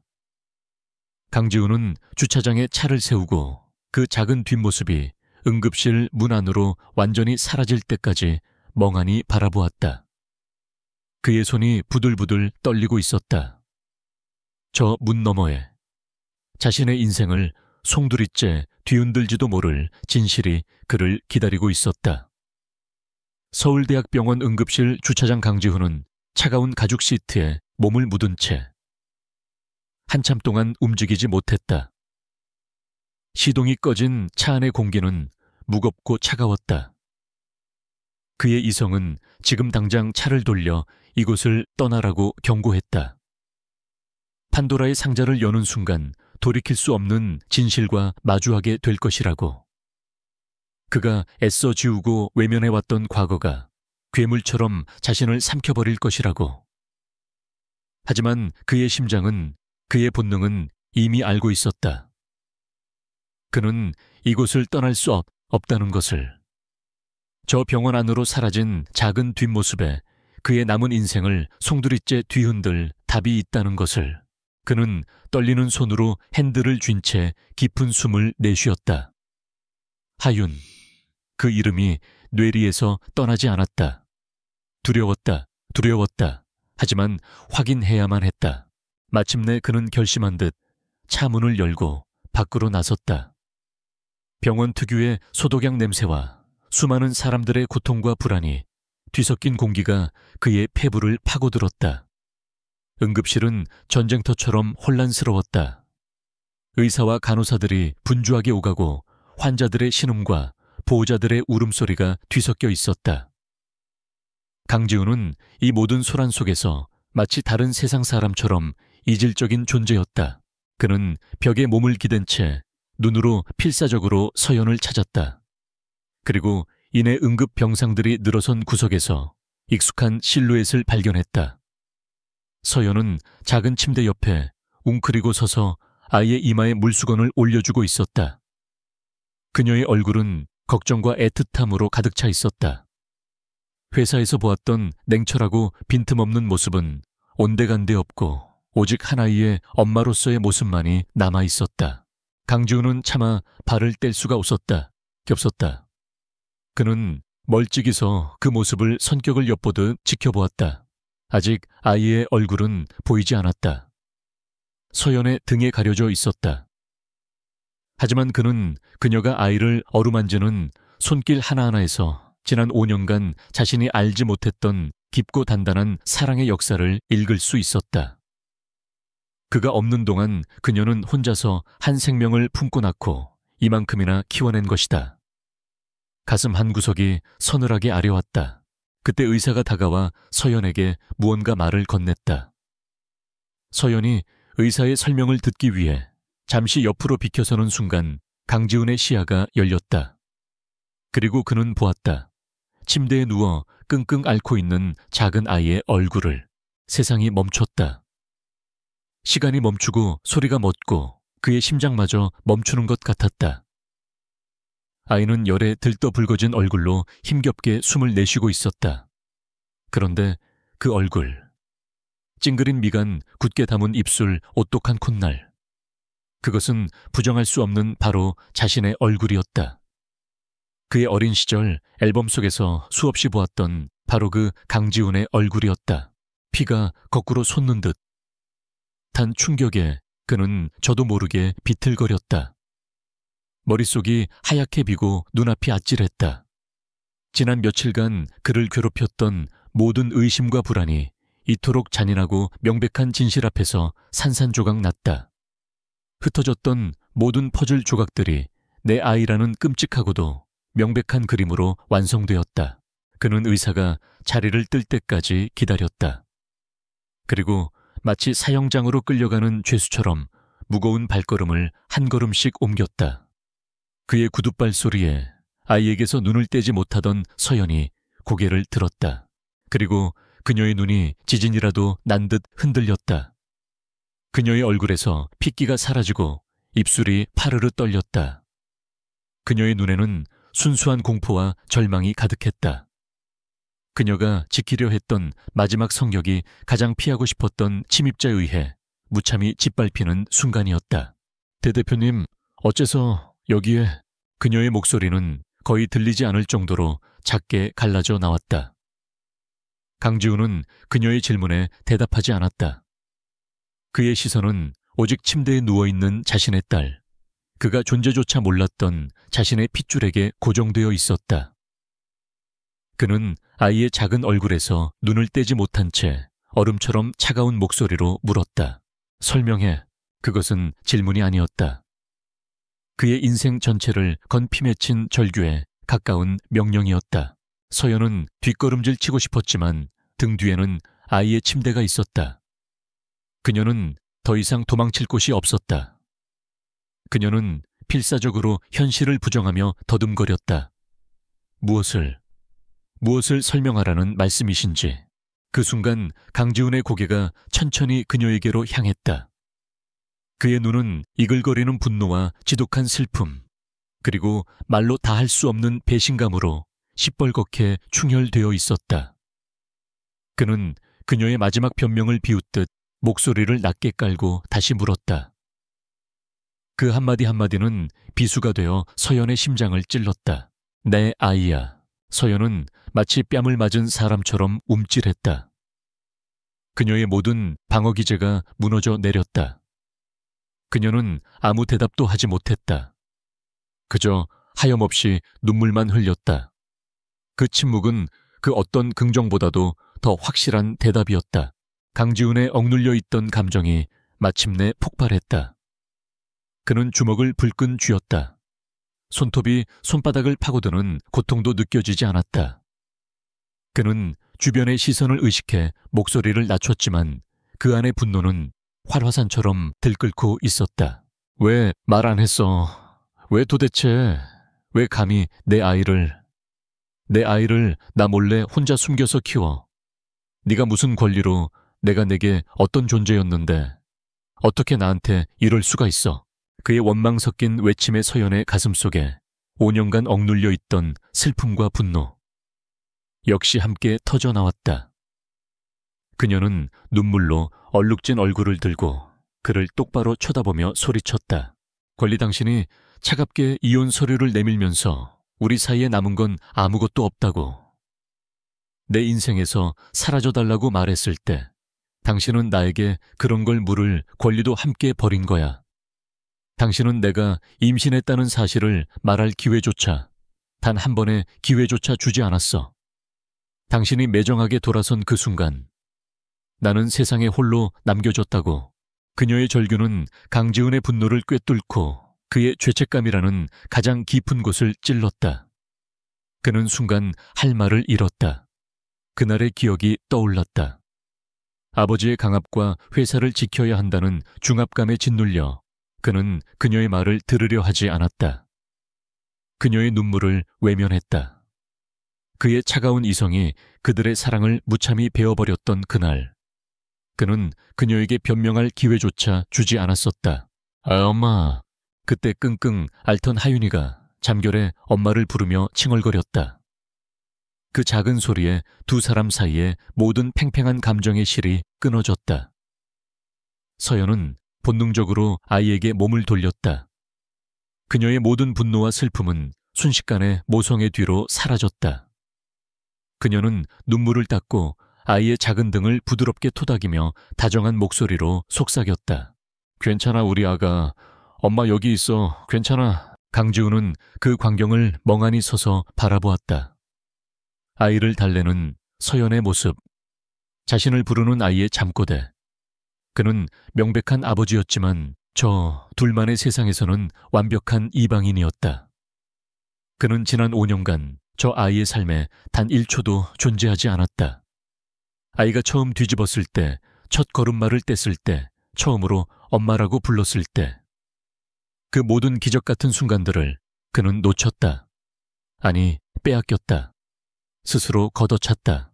그 사실을 깨닫는 순간 그의 가슴을 채웠던 불같은 분노는 차가운 재가 되어 부서져 내렸다. 그리고 그 자리에는 지독하고도 시커먼 후회와 자기 혐오라는 감정만이 거대한 파도처럼 밀려와 그의 온몸을 집어삼켰다. 그는 다시 한번 자신의 딸의 얼굴을 바라보았다. 자신의 존재조차 모른 채 엄마의 손길에 안심하며 다시 잠이 드는 작은 생명. 그의 인생이, 그의 과거가, 그리고 그의 미래가 바로 저 작은 아이로 인해 돌이킬 수 없이, 그리고 고통스럽게 다시 쓰이고 있었다. 응급실에서의 그 밤은 길고도 잔인했다. 강지훈은 병원을 떠나지 않았다. 그는 복도 끝 의자에 조용히 앉아 밤새 하윤의 곁을 지키는 서연의 뒷모습을 지켜보았다. 잠 못 이루는 밤, 그는 5년이라는 세월의 무게를 온몸으로 실감했다. 자신이 없는 동안 그녀는 혼자서 얼마나 많은 밤을 저렇게 아이의 곁에서 뜬 눈으로 지새웠을까. 아이가 아플 때마다 혼자서 얼마나 무섭고 외로웠을까. 그는 감히 그녀에게 다가갈 수 없었다. 그 어떤 위로의 말도 지금 이 순간에는 위선에 불과하다는 것을 알았다. 그가 할 수 있는 일은 그저 멀리서 그녀의 고통과 강인함을 지켜보며 자신의 어리석음을 곱씹는 것뿐이었다. 그것은 그가 치러야 할 속죄의 시작이었다. 다음 날 아침 기적처럼 하윤의 열이 내렸다. 칭걸거리며 눈을 뜬 아이는 더 이상 열에 들떠 있지 않았다. 맑고 커다란 눈으로 주위를 두리번거리던 아이의 시선이 복도 끝에 서 있는 낯선 남자 강지훈에게 닿았다. 밤새 한숨도 자지 못해 헝클어진 머리와 구겨진 셔츠 차림의 그는 평소의 냉철한 CEO가 아닌 그저 초조하고 서툰 한 남자에 불과했다. 강지훈은 조심스럽게 마치 아기 새에게 다가가듯 천천히 아이에게 다가왔다. 그의 인생에서 가장 긴장되는 순간이었다. 하윤이는 낯선 남자의 등장에 놀라 엄마의 등 뒤로 얼굴을 쏙 숨겨버렸다. 하윤아 안녕. 그가 겨우 쥐어짜낸 목소리는 어색하게 떨리고 있었다. 그는 어젯밤 편의점에서 급하게 사온 아이들이 좋아할 법한 캐릭터 인형을 내밀었다. 하지만 그는 아이에게 어떻게 말을 걸어야 하는지, 어떤 표정을 지어야 하는지 전혀 알지 못했다. 그의 모든 행동은 어설프고 부자연스러웠다. 서연은 그와 아이 사이에 얼음벽처럼 서서 그 어떤 감정도 내비치지 않은 채 말했다. 이러지 마세요. 아이가 놀랍니다. 그녀의 목소리는 차갑고 단호했다. 그녀는 그가 내민 인형을 쳐다보지도 않았다. 그녀는 그와 아이 사이에 명확한 선을 긋고 있었다. 당신은 이 아이의 삶에 들어올 자격이 없다고 온몸으로 말하고 있었다. 퇴원 수속을 마친 후 강지훈은 자신의 차로 두 사람을 집까지 데려다 주겠다고 고집했다. 서연은 거절했지만 갓 퇴원한 아이를 데리고 대중교통을 이용할 수는 없었기에 마지못해 그의 채 올랐다. 차 안의 공기는 숨막힐 듯한 침묵으로 가득했다. 뒷좌석에서 곤히 잠든 하윤이의 새근거리는 숨소리만이 유일한 소리였다. 차가 서연이 사는 낡고 허름한 연립주택 앞에 멈춰 섰다. 그녀가 아이를 안고 내리려 할 때 강지훈이 마침내 입을 열었다. 미안하다. 그의 목소리는 낮게 잠겨 있었다. 그는 그녀를 쳐다보지 못하고 핸들만 내려다보며 말했다. 어젯밤 일도, 그리고 모든 게 다 내가 어리석었어. 네 말을 들으려고 하지 않았던 것도, 너를 혼자 그렇게 힘들게 만든 것도 다 내 잘못이야. 정말 미안하다. 그것은 그의 인생에서 가장 진심 어린 사과였다. 5년 동안 그녀의 가슴에 박혀있던 모든 상처를 향한 너무나도 뒤늦은 참회였다. 서연은 잠시 움직임을 멈췄다. 그녀의 등이 희미하게 떨리는 것 같았다. 하지만 그녀는 끝내 뒤돌아보지 않았다. 알겠습니다. 그녀는 차갑게 대답했다. 사과 받아들이죠. 하지만 그걸로 아무것도 바뀌지 않아요. 그러니 제발 우리 모녀 인생에 더 이상 끼어들지 말아주세요. 저희는 저희 나름대로 조용히 잘 살아왔고 앞으로도 그럴 겁니다. 그 말을 남기고 그녀는 아이를 안은 채 미련 없이 건물 안으로 사라졌다. 강지훈은 그녀의 뒷모습이 완전히 사라질 때까지 멍하니 앉아 있었다. 그녀는 그의 사과를 받았지만 그를 용서하지는 않았다. 5년의 시간은 그들 사이에 너무나도 깊고 거대한 강을 만들어 놓았던 것이다. 그날 밤 강지훈은 텅 빈 자신의 펜트하우스로 돌아왔다. 수십억을 호가하는 화려한 공간은 그 어느 때보다도 춥고 공허하게 느껴졌다. 그는 서연이 살던 작고 낡은 집을 떠올렸다. 그곳에는 비록 가난할지언정 사랑과 온기가 있었다. 자신에게는 없는 바로 그것이. 그는 더 이상 과거를 후회하며 주저앉아 있을 수만은 없다고 생각했다. 사과만으로는 충분하지 않았다.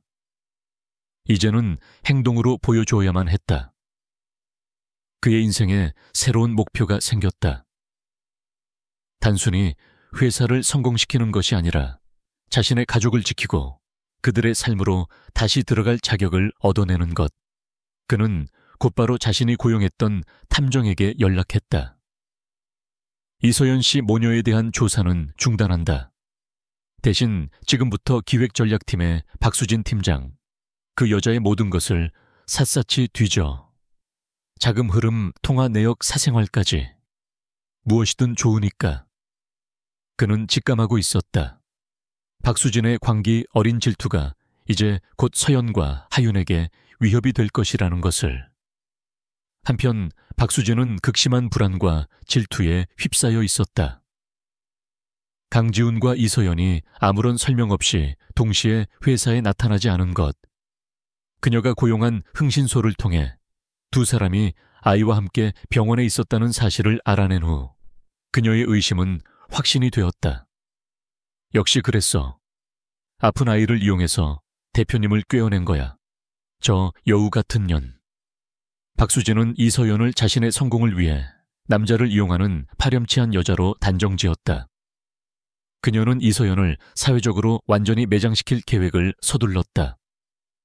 며칠 후 열릴 셀레스트 프로젝트 최종 보고 이사회. 그곳이야말로 이서연의 가면을 벗겨낼 가장 완벽한 무대였다.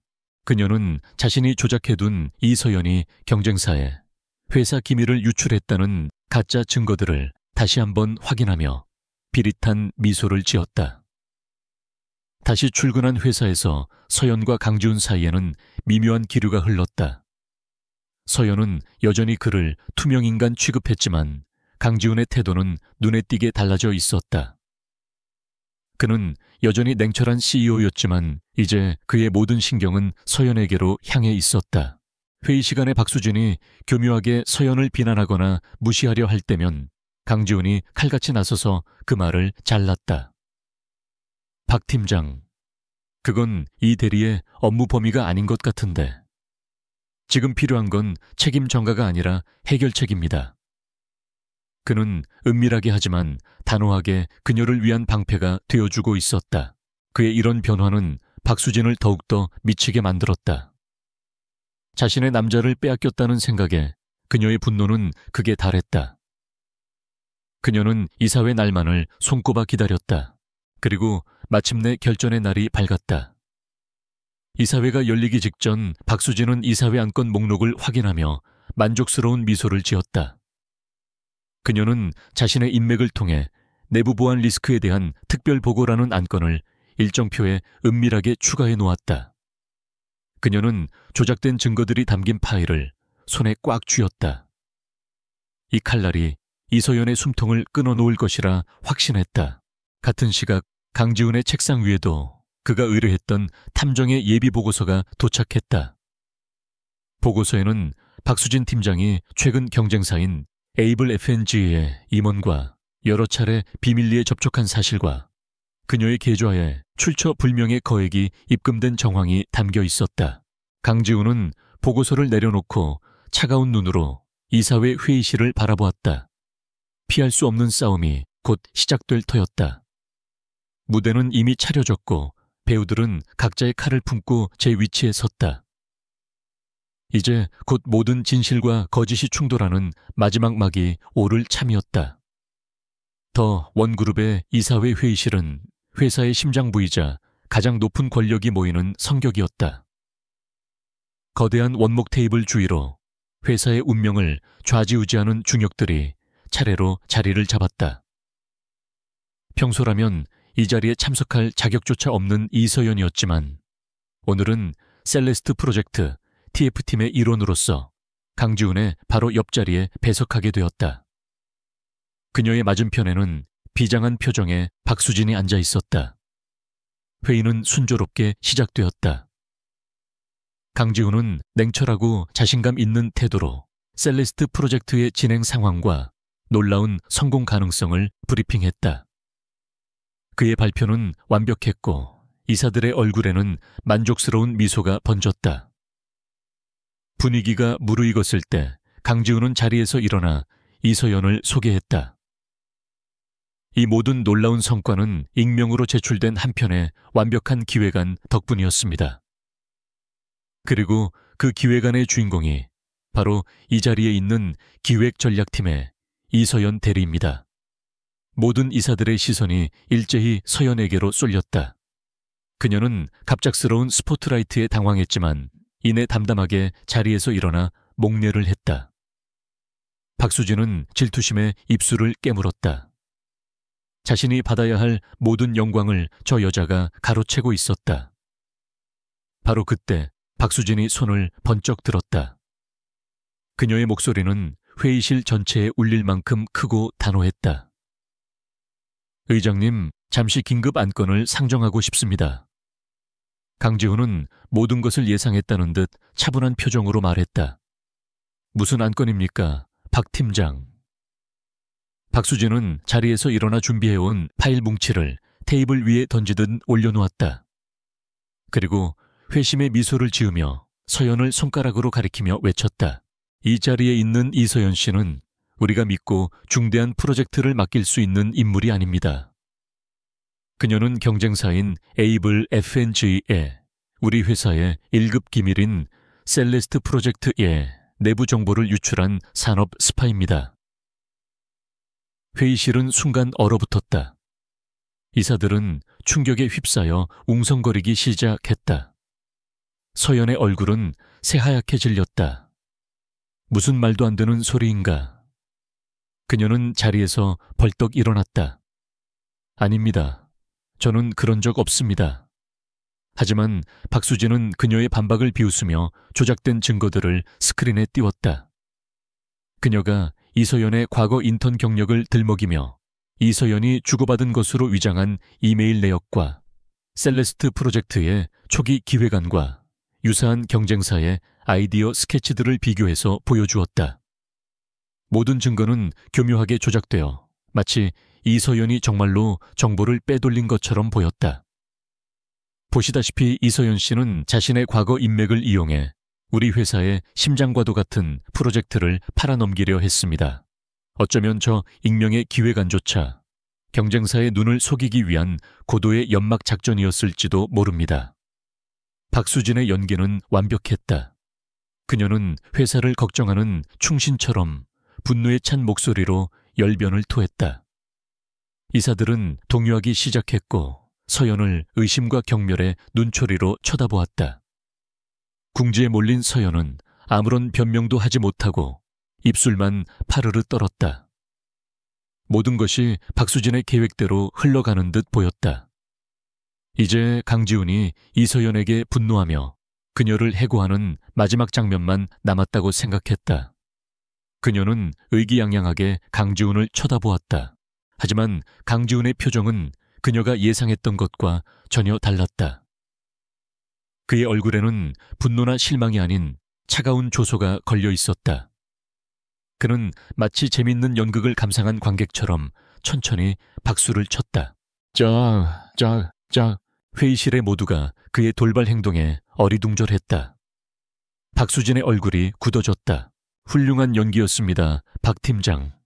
하지만 유감스럽게도 각본이 너무 허술하군요. 강지훈은 자신의 자리에서 일어나 비서에게서 건네받은 또 다른 파일을 스크린에 띄웠다. 화면에 나타난 것은 박수진이 최근 에이블 F&G의 임원과 고급 레스토랑에서 은밀하게 만나고 있는 모습이 찍힌 파파라치 사진이었다. 이어서 그녀의 계좌로 거액의 돈이 입금된 내역, 그리고 두 사람이 주고받은 통화 기록까지. 모든 것이 명백한 진짜 증거였다. 강지훈은 얼어붙은 박수진을 향해 얼음처럼 차가운 목소리로 말했다. 진짜 스파이는 이서연 대리가 아니라 바로 당신이었습니다. 박수진 팀장. 당신은 셀레스트 프로젝트의 정보를 경쟁사에 팔아넘기는 대가로 거액의 돈을 받아왔고 그 죄를 이서연 대리에게 뒤집어 씌우려 했던 겁니다. 당신이 제시한 그 조작된 증거들 모두 당신이 꾸민 자작극이라는 것도 이미 파악했습니다. 회의실의 공기는 완전히 역전되었다. 모든 시선이 이제 경악과 혐오를 담아 박수진에게로 향했다. 박수진의 얼굴은 하얀 종이장처럼 구겨졌다. 그녀는 덜덜 떨리는 손으로 강지훈을 가리키며 소리쳤다. 재호, 거짓말이야. 저 여자가 당신을 홀린 거야.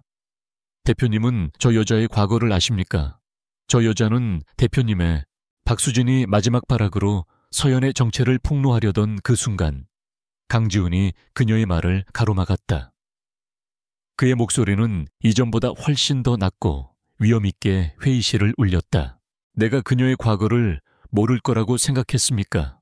강지훈은 서연의 곁으로 다가가 떨고 있는 그녀의 손을 부드럽게 감싸 쥐었다. 그리고 모든 이사들을 향해 세상에서 가장 충격적인 선언을 했다. 이 자리에 있는 이서연 씨는 내 전 아내입니다. 정적. 숨소리 하나 들리지 않는 완벽한 정적이 흘렀다. 이사들은 믿을 수 없다는 표정으로 강지훈과 서연을 번갈아 쳐다보았다. 그리고 강지훈은 잠시 숨을 고른 뒤 가장 중요한 마지막 퍼즐 조각을 맞추었다.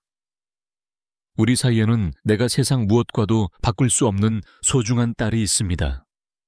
박 팀장이 스파이로 매도하고 자신의 성공을 위해 짓밟으려 했던 이서연 씨는 바로 내 아이의 어머니입니다.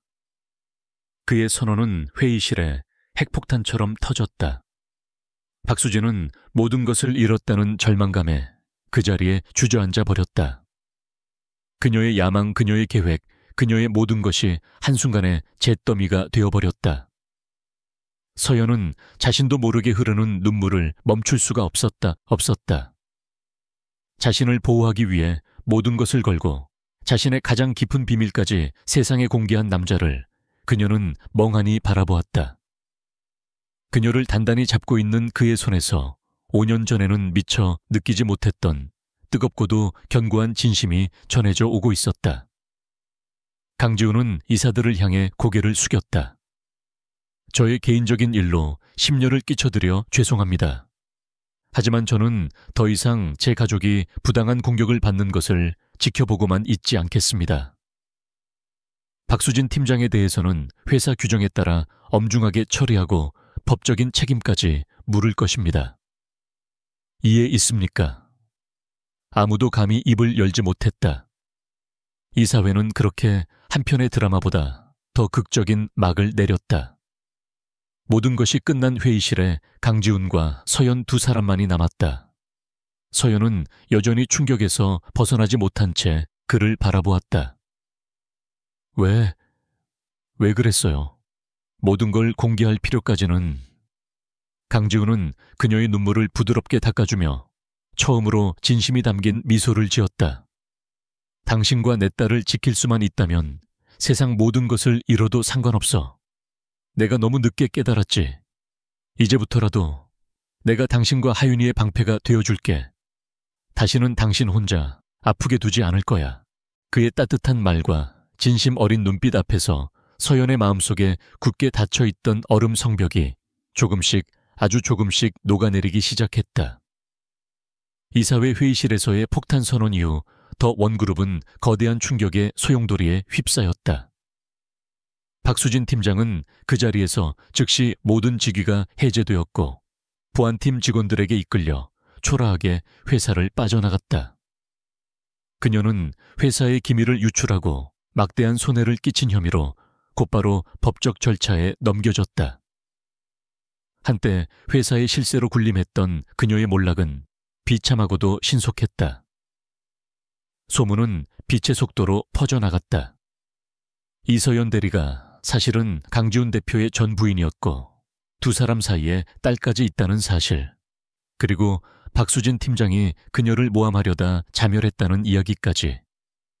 기획전략팀 사무실의 공기는 무겁게 가라앉았다. 어제까지 서연을 벌레 보듯 무시하고 뒤에서 험담을 늘어놓던 직원들은 이제 그녀와 눈도 마주치지 못했다.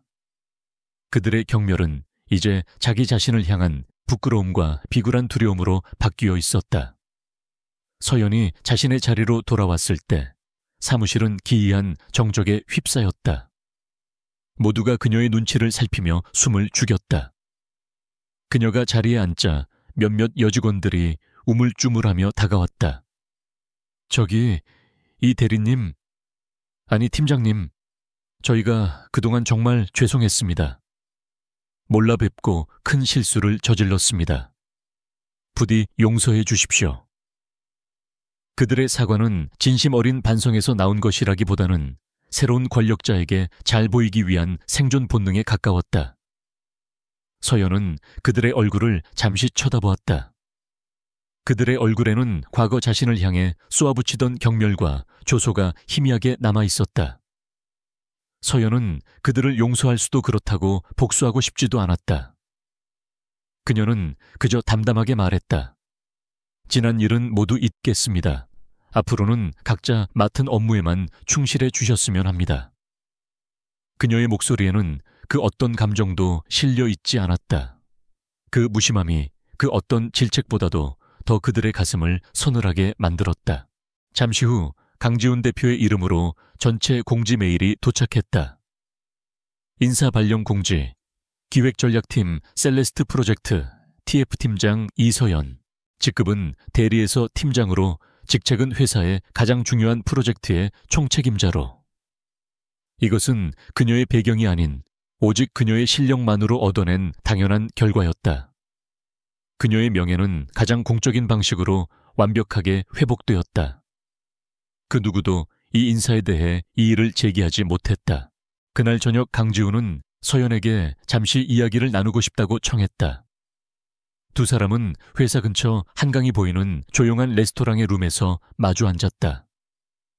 화려한 서울의 야경이 통유리창 너머로 펼쳐져 있었지만 두 사람 사이에는 어색한 침묵이 흘렀다. 먼저 침묵을 깬 것은 강지훈이었다. 그는 와인잔을 만지작거리며 아주 오랫동안 망설였던 이야기를 꺼냈다. 5년 전 내가 왜 너에게 이혼하자고 했는지 한 번도 설명하지 못했지. 서연은 말없이 그를 쳐다보았다. 그녀에게는 여전히 풀리지 않는 가장 큰 의문이자 가장 깊은 상처였다. 할아버지 때문이었어. 강지훈은 힘겹게 입을 열었다. 당시 회사는 M&A 문제로 존폐의 기로에 서 있었어. 그걸 해결할 유일한 방법은 경쟁사 회장의 딸과 내가 정략 결혼을 하는 것뿐이었지. 할아버지는 내게 선택을 강요했어. 결혼을 받아들이지 않으면 너와 너의 가족들까지 가만두지 않겠다고 협박하셨지. 할아버지의 방식을 나는 너무나 잘 알고 있었어. 그의 목소리는 깊은 자괴감으로 떨리고 있었다. 나는 무서웠어. 너를 지킬 힘이 없었지. 내가 너와 계속 함께한다면 할아버지는 분명 너를 불행하게 만들 거라고 생각했어. 그래서 내가 너에게 상처를 주고 매정하게 떠나는 방법을 택한 거야. 그게 너를 그 지옥 같은 싸움에서 벗어나게 해주는 유일한 길이라고 그렇게 어리석게 믿었어. 내가 얼마나 비겁하고 멍청했는지 이제야 알겠다. 처음으로 듣는 진실이었다.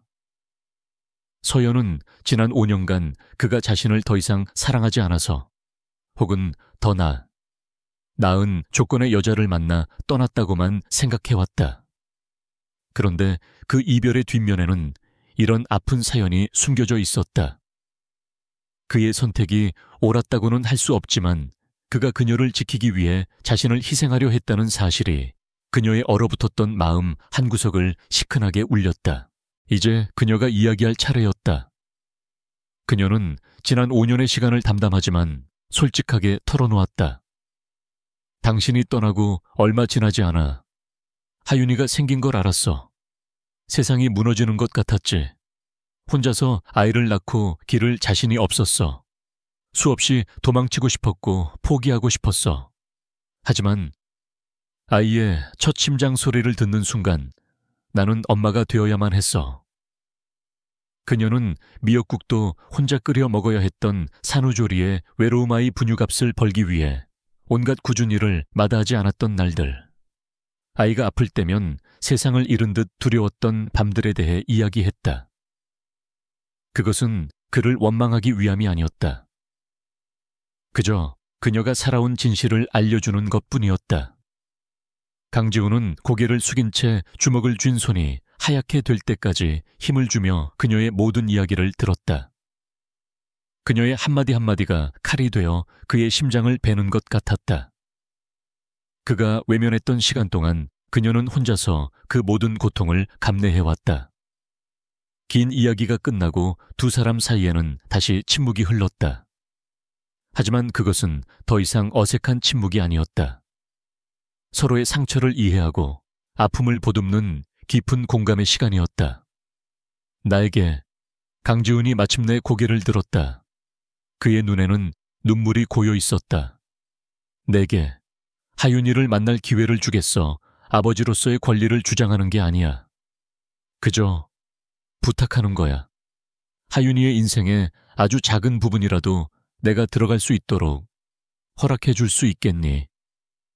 그는 그녀의 결정을 존중하겠다고, 그녀가 거절하더라도 받아들이겠다고 덧붙였다. 그는 더 이상 과거처럼 일방적으로 결정하고 통보하는 남자가 아니었다. 그는 이제 그녀의 허락을 구하고 있었다. 서연은 오랫동안 창밖의 야경을 바라보았다. 그녀의 마음속에서 수많은 감정들이 교차했다. 그에 대한 원망 연민, 그리고 하윤이에 대한 사랑. 그녀는 그를 완벽하게 용서할 수는 없었다. 하지만 한 가지 사실만은 분명했다. 하윤이에게는 아빠가 필요해요. 이 서연이 조용히 입을 열었다. 당신이 좋은 아빠가 될 수 있을지는 앞으로 당신이 보여줘야 할 몫이겠죠. 하지만 아이에게서 아빠를 만날 기회까지 빼앗고 싶지는 않아요. 그것은 재결합을 약속하는 말은 아니었다. 하지만 그들의 부서진 가족이 치유를 향해 내딛는 가장 중요하고도 의미 있는 첫걸음이었다. 강지훈의 눈에서 마침내 뜨거운 눈물이 흘러내렸다. 주말 오후 서연은 약속대로 하윤이를 데리고 공원으로 나갔다. 벤치에는 며칠 전보다 훨씬 더 단정하고 깔끔한 옷차림의 강지훈이 아이의 눈높이에 맞는 장난감 로봇을 들고 초조하게 그들을 기다리고 있었다. 그것은 강지훈과 하윤이의 첫 공식적인 만남이었다. 서연은 조금 떨어진 곳에서 두 사람을 지켜보았다. 강지훈은 여전히 서툴렀다. 하지만 그는 최선을 다했다. 그는 무릎을 꿇고 아이와 눈을 맞췄고 아이의 말에 귀를 기울였으며 아이가 웃을 때 진심으로 함께 웃었다. 하윤이는 처음에는 낯을 가리며 엄마 뒤에 숨었지만 이내 자신을 위해 최선을 다하는 남자의 진심을 느꼈는지 조금씩 경계를 풀었다. 그리고 어느 순간 아이는 비눗방울을 불어주는 강지훈을 향해 달려가 그의 바짓가랑이를 잡았다. 아저씨, 저거 더 높이 날려주세요. 강지훈은 그 순간 세상을 다 가진 듯한 표정을 지었다. 그는 아이를 번쩍 안아 올려 목마를 태웠다. 공원에는 아이의 해맑은 웃음소리와 그 웃음소리를 듣는 한 남자의 행복에 겨운 목소리가 울려 퍼졌다. 서연은 그 모습을 바라보며 자신도 모르게 희미한 미소를 지었다. 아직 가야 할 길은 멀었다. 하지만 어쩌면 그들의 잃어버렸던 행복을 다시 찾을 수도 있겠다는 작은 희망이 봄날의 햇살처럼 그녀의 마음속에 따스하게 스며들고 있었다. 그로부터 6개월이라는 시간이 흘렀다. 계절이 2번 바뀌는 동안 더 원그룹과 세 사람의 인생에는 많은 변화가 있었다. 이서연은 더 이상 사무실 구석에서 주눅들어 있던 계약직 사원이 아니었다. 셀레스트 프로젝트를 총괄하는 팀장으로서 그녀는 자신의 능력을 마음껏 펼쳐 보였다. 그녀의 날카로운 통찰력과 대담한 추진력 아래 셀레스트는 론칭과 동시에 패션계를 뒤흔드는 엄청난 성공을 거두었다. 비평가들은 신화와 현대가 완벽하게 조우한 걸작이라며 찬사를 쏟아냈고, 매출은 회사의 예상을 훌쩍 뛰어넘는 기록적인 수치를 경신했다. 이제 회사의 그 누구도 그녀를 대표의 전 부인이라는 배경으로 보지 않았다. 그녀는 오직 자신의 실력으로 모든 것을 증명해낸 모두가 존경하는 리더였다. 한때 그녀를 괴롭혔던 동료들은 이제 그녀에게 결제를 받기 위해 줄을 섰고, 그녀의 지시 한마디에 일사불란하게 움직였다. 그녀는 잃어버렸던 자신의 이름과 자존감을 완벽하게 되찾았다. 강지훈 역시 변했다. 그는 여전히 카리스마 넘치는 CEO였지만 더 이상 일에만 미쳐있는 냉혈한이 아니었다. 그는 이제 아버지였다. 매주 수요일 저녁과 토요일은 무슨 일이 있어도 하윤이의 날로 정해두었다. 그는 딸의 유치원 학예회에 참석해 다른 아빠들보다 더 큰 목소리로 응원했고, 딸이 좋아하는 공룡 이름을 외우기 위해 밤새 백과사전을 탐독했으며 서툰 솜씨로 딸의 머리를 묶어주다 엉망으로 만들어 서연에게 구박을 받기도 했다. 처음에는 아저씨라고 부르던 하윤이는 이제 그의 품에 자연스럽게 안기며 아빠라고 불렀다. 그 한마디를 처음 들었던 날 강지호는 회사로 돌아오는 차 안에서 아이처럼 펑펑 울었다. 5년의 공백을 메우기에는 턱없이 부족한 시간이었지만 그는 하루하루 최선을 다해 딸에게 사랑을 주었고, 부녀의 유대는 서툴지만 단단하게 쌓여가고 있었다. 서연과 강지훈의 관계도 천천히 하지만 분명하게 변화하고 있었다. 그들은 하윤이의 부모로서 서로를 존중하며 협력했고, 때로는 과거의 연인처럼 서로의 지친 어깨를 다독여주는 친구가 되었다. 하윤이가 잠든 늦은 밤 두 사람은 거실에 마주 앉아 와인을 마시며 그날 있었던 소소한 일들을 나누곤 했다. 잃어버렸던 신뢰와 편안함이 그들의 대화 속에 자연스럽게 스며들었다. 하지만 그 누구도 재결합이라는 말을 섣불리 꺼내지는 않았다. 지금의 이 평화가 깨질까 두려웠기 때문일지도 몰랐다. 어느 맑은 가을날 오후였다. 세 사람은 주말을 맞아 한강공원으로 나들이를 나왔다. 서연이 정성껏 준비한 도시락을 먹고 강지훈은 하윤이와 함께 연을 날렸다. 파란 하늘 위로 높이 솟아오르는 연을 보며 하윤이는 까르르 웃음을 터뜨렸다. 그 모습을 바라보는 두 사람의 얼굴에도 행복한 미소가 번졌다. 평범하지만 그래서 더없이 소중한 가족의 풍경이었다. 저녁 노을이 붉게 강물을 물들일 무렵 강지훈은 잠든 하윤이를 자신의 무릎에 누이고는 곁에 앉은 서연의 손을 조심스럽게 잡았다. 세어연아. 그가 아주 오랜만에 그녀의 이름을 다정하게 불렀다. 서연은 놀라 그를 쳐다보았다. 지난 몇 달 동안 내 인생에서 가장 행복한 시간이었어. 망가진 퍼즐 조각 같았던 내 삶이 너와 하윤이 덕분에 다시 완전해진 기분이야. 그는 주머니에서 작은 벨벳 상자를 꺼냈다. 화려하지는 않지만 단아하고 기품 있는 다이아몬드 반지였다. 5년 전 서연이 이혼 서류와 함께 그의 책상 위에 남겨두고 갔던 바로 그 결혼 반지였다. 그는 지난 5년간 단 하루도 이 반지를 버리지 못하고 간직해왔었다. 그는 무릎을 꿇는 거창한 제스처 대신 그녀의 눈을 진심을 담아 바라보며 말했다. 다시 내 아내가 되어줄래. 이번에는 할아버지의 아들로서도 더 원그룹의 대표로서도 아니야. 오직 강하윤의 아빠이자 이서연의 남편으로서 약속할게. 세상 무엇보다 당신과 하윤이를 가장 먼저 생각하는 당신의 편이 되어줄게. 남은 내 모든 시간을 당신과 하윤이를 행복하게 해주는데 쓰고 싶어. 내게, 우리에게 다시 한번 기회를 주지 않겠어. 서연의 눈에서 뜨거운 눈물이 뺨을 타고 흘러내렸다. 그것은 슬픔의 눈물이 아니었다. 모든 상처를 치유하고 마침내 되찾은 행복에 대한 감사와 감격의 눈물이었다. 그녀는 말없이 고개를 끄덕였다. 그 어떤 화려한 대답보다도 더 확실한 긍정이었다. 강지우는 떨리는 손으로 그녀의 네 번째 손가락에 다시 반지를 끼워주었다. 그 순간 잠에서 깬 하윤이가 두 사람을 보고는 달려와 그들의 목을 와락 껴안았다. 엄마 아빠 사랑해. 세 사람은 서로를 부둥켜 안았다. 붉은 노을이 지고 서울의 야경이 하나둘씩 불을 밝히기 시작했다. 길고 길었던 그들의 겨울이 끝나고 마침내 따뜻한 봄이 찾아오고 있었다. 1년 후 에필로그.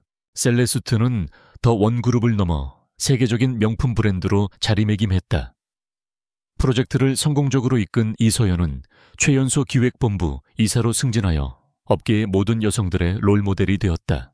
주말 아침 햇살이 가득 들어오는 아담한 정원이 딸린 집. 그들의 새로운 보금자리였다. 강지훈의 차가운 펜트하우스도 서연의 낡은 연립주택도 아닌 세 사람이 함께 고른 따뜻한 집이었다. 여보, 하윤이 좀 봐. 또 얼굴에 케이크 크림 다 묻혔잖아. 하하하, 우리 딸은 먹는 모습도 예쁘네. 오늘은 하윤이의 7번째 생일이었다. 강지훈은 앞치마를 두른 채 서툰 솜씨로 미역국을 끓이고 있었고 서연은 하윤이의 입게 묻은 크림을 닦아주며 웃음을 터뜨렸다. 그때 서연이 살짝 헛구역질을 하며 입을 막았다. 강지훈이 놀라 달려왔다. 왜 그래, 어디 아파? 서연은 그의 걱정스러운 얼굴을 보며 장난기 가득한 미소를 지었다. 그리고 그의 귓가에 조용히 속삭였다. 아무래도 하윤이에게 동생이 생길 것 같아. 강지훈의 눈이 세상에서 가장 크게 뜨여졌다. 그는 잠시 아무 말도 못하다가 이내 서연과 하윤이를 함께 번쩍 안아들고 거실을 빙빙 돌았다. 세 사람의 행복한 웃음소리가 집안 가득 울려 퍼졌다. 상처는 깊었지만 사랑은 더 강했다. 그들은 서로를 용서하고 기다려주고 마침내 다시 하나가 되었다. 한강의 새벽을 닮은 그들의 새로운 날들은 이제 막 눈부시게 밝아오고 있었다.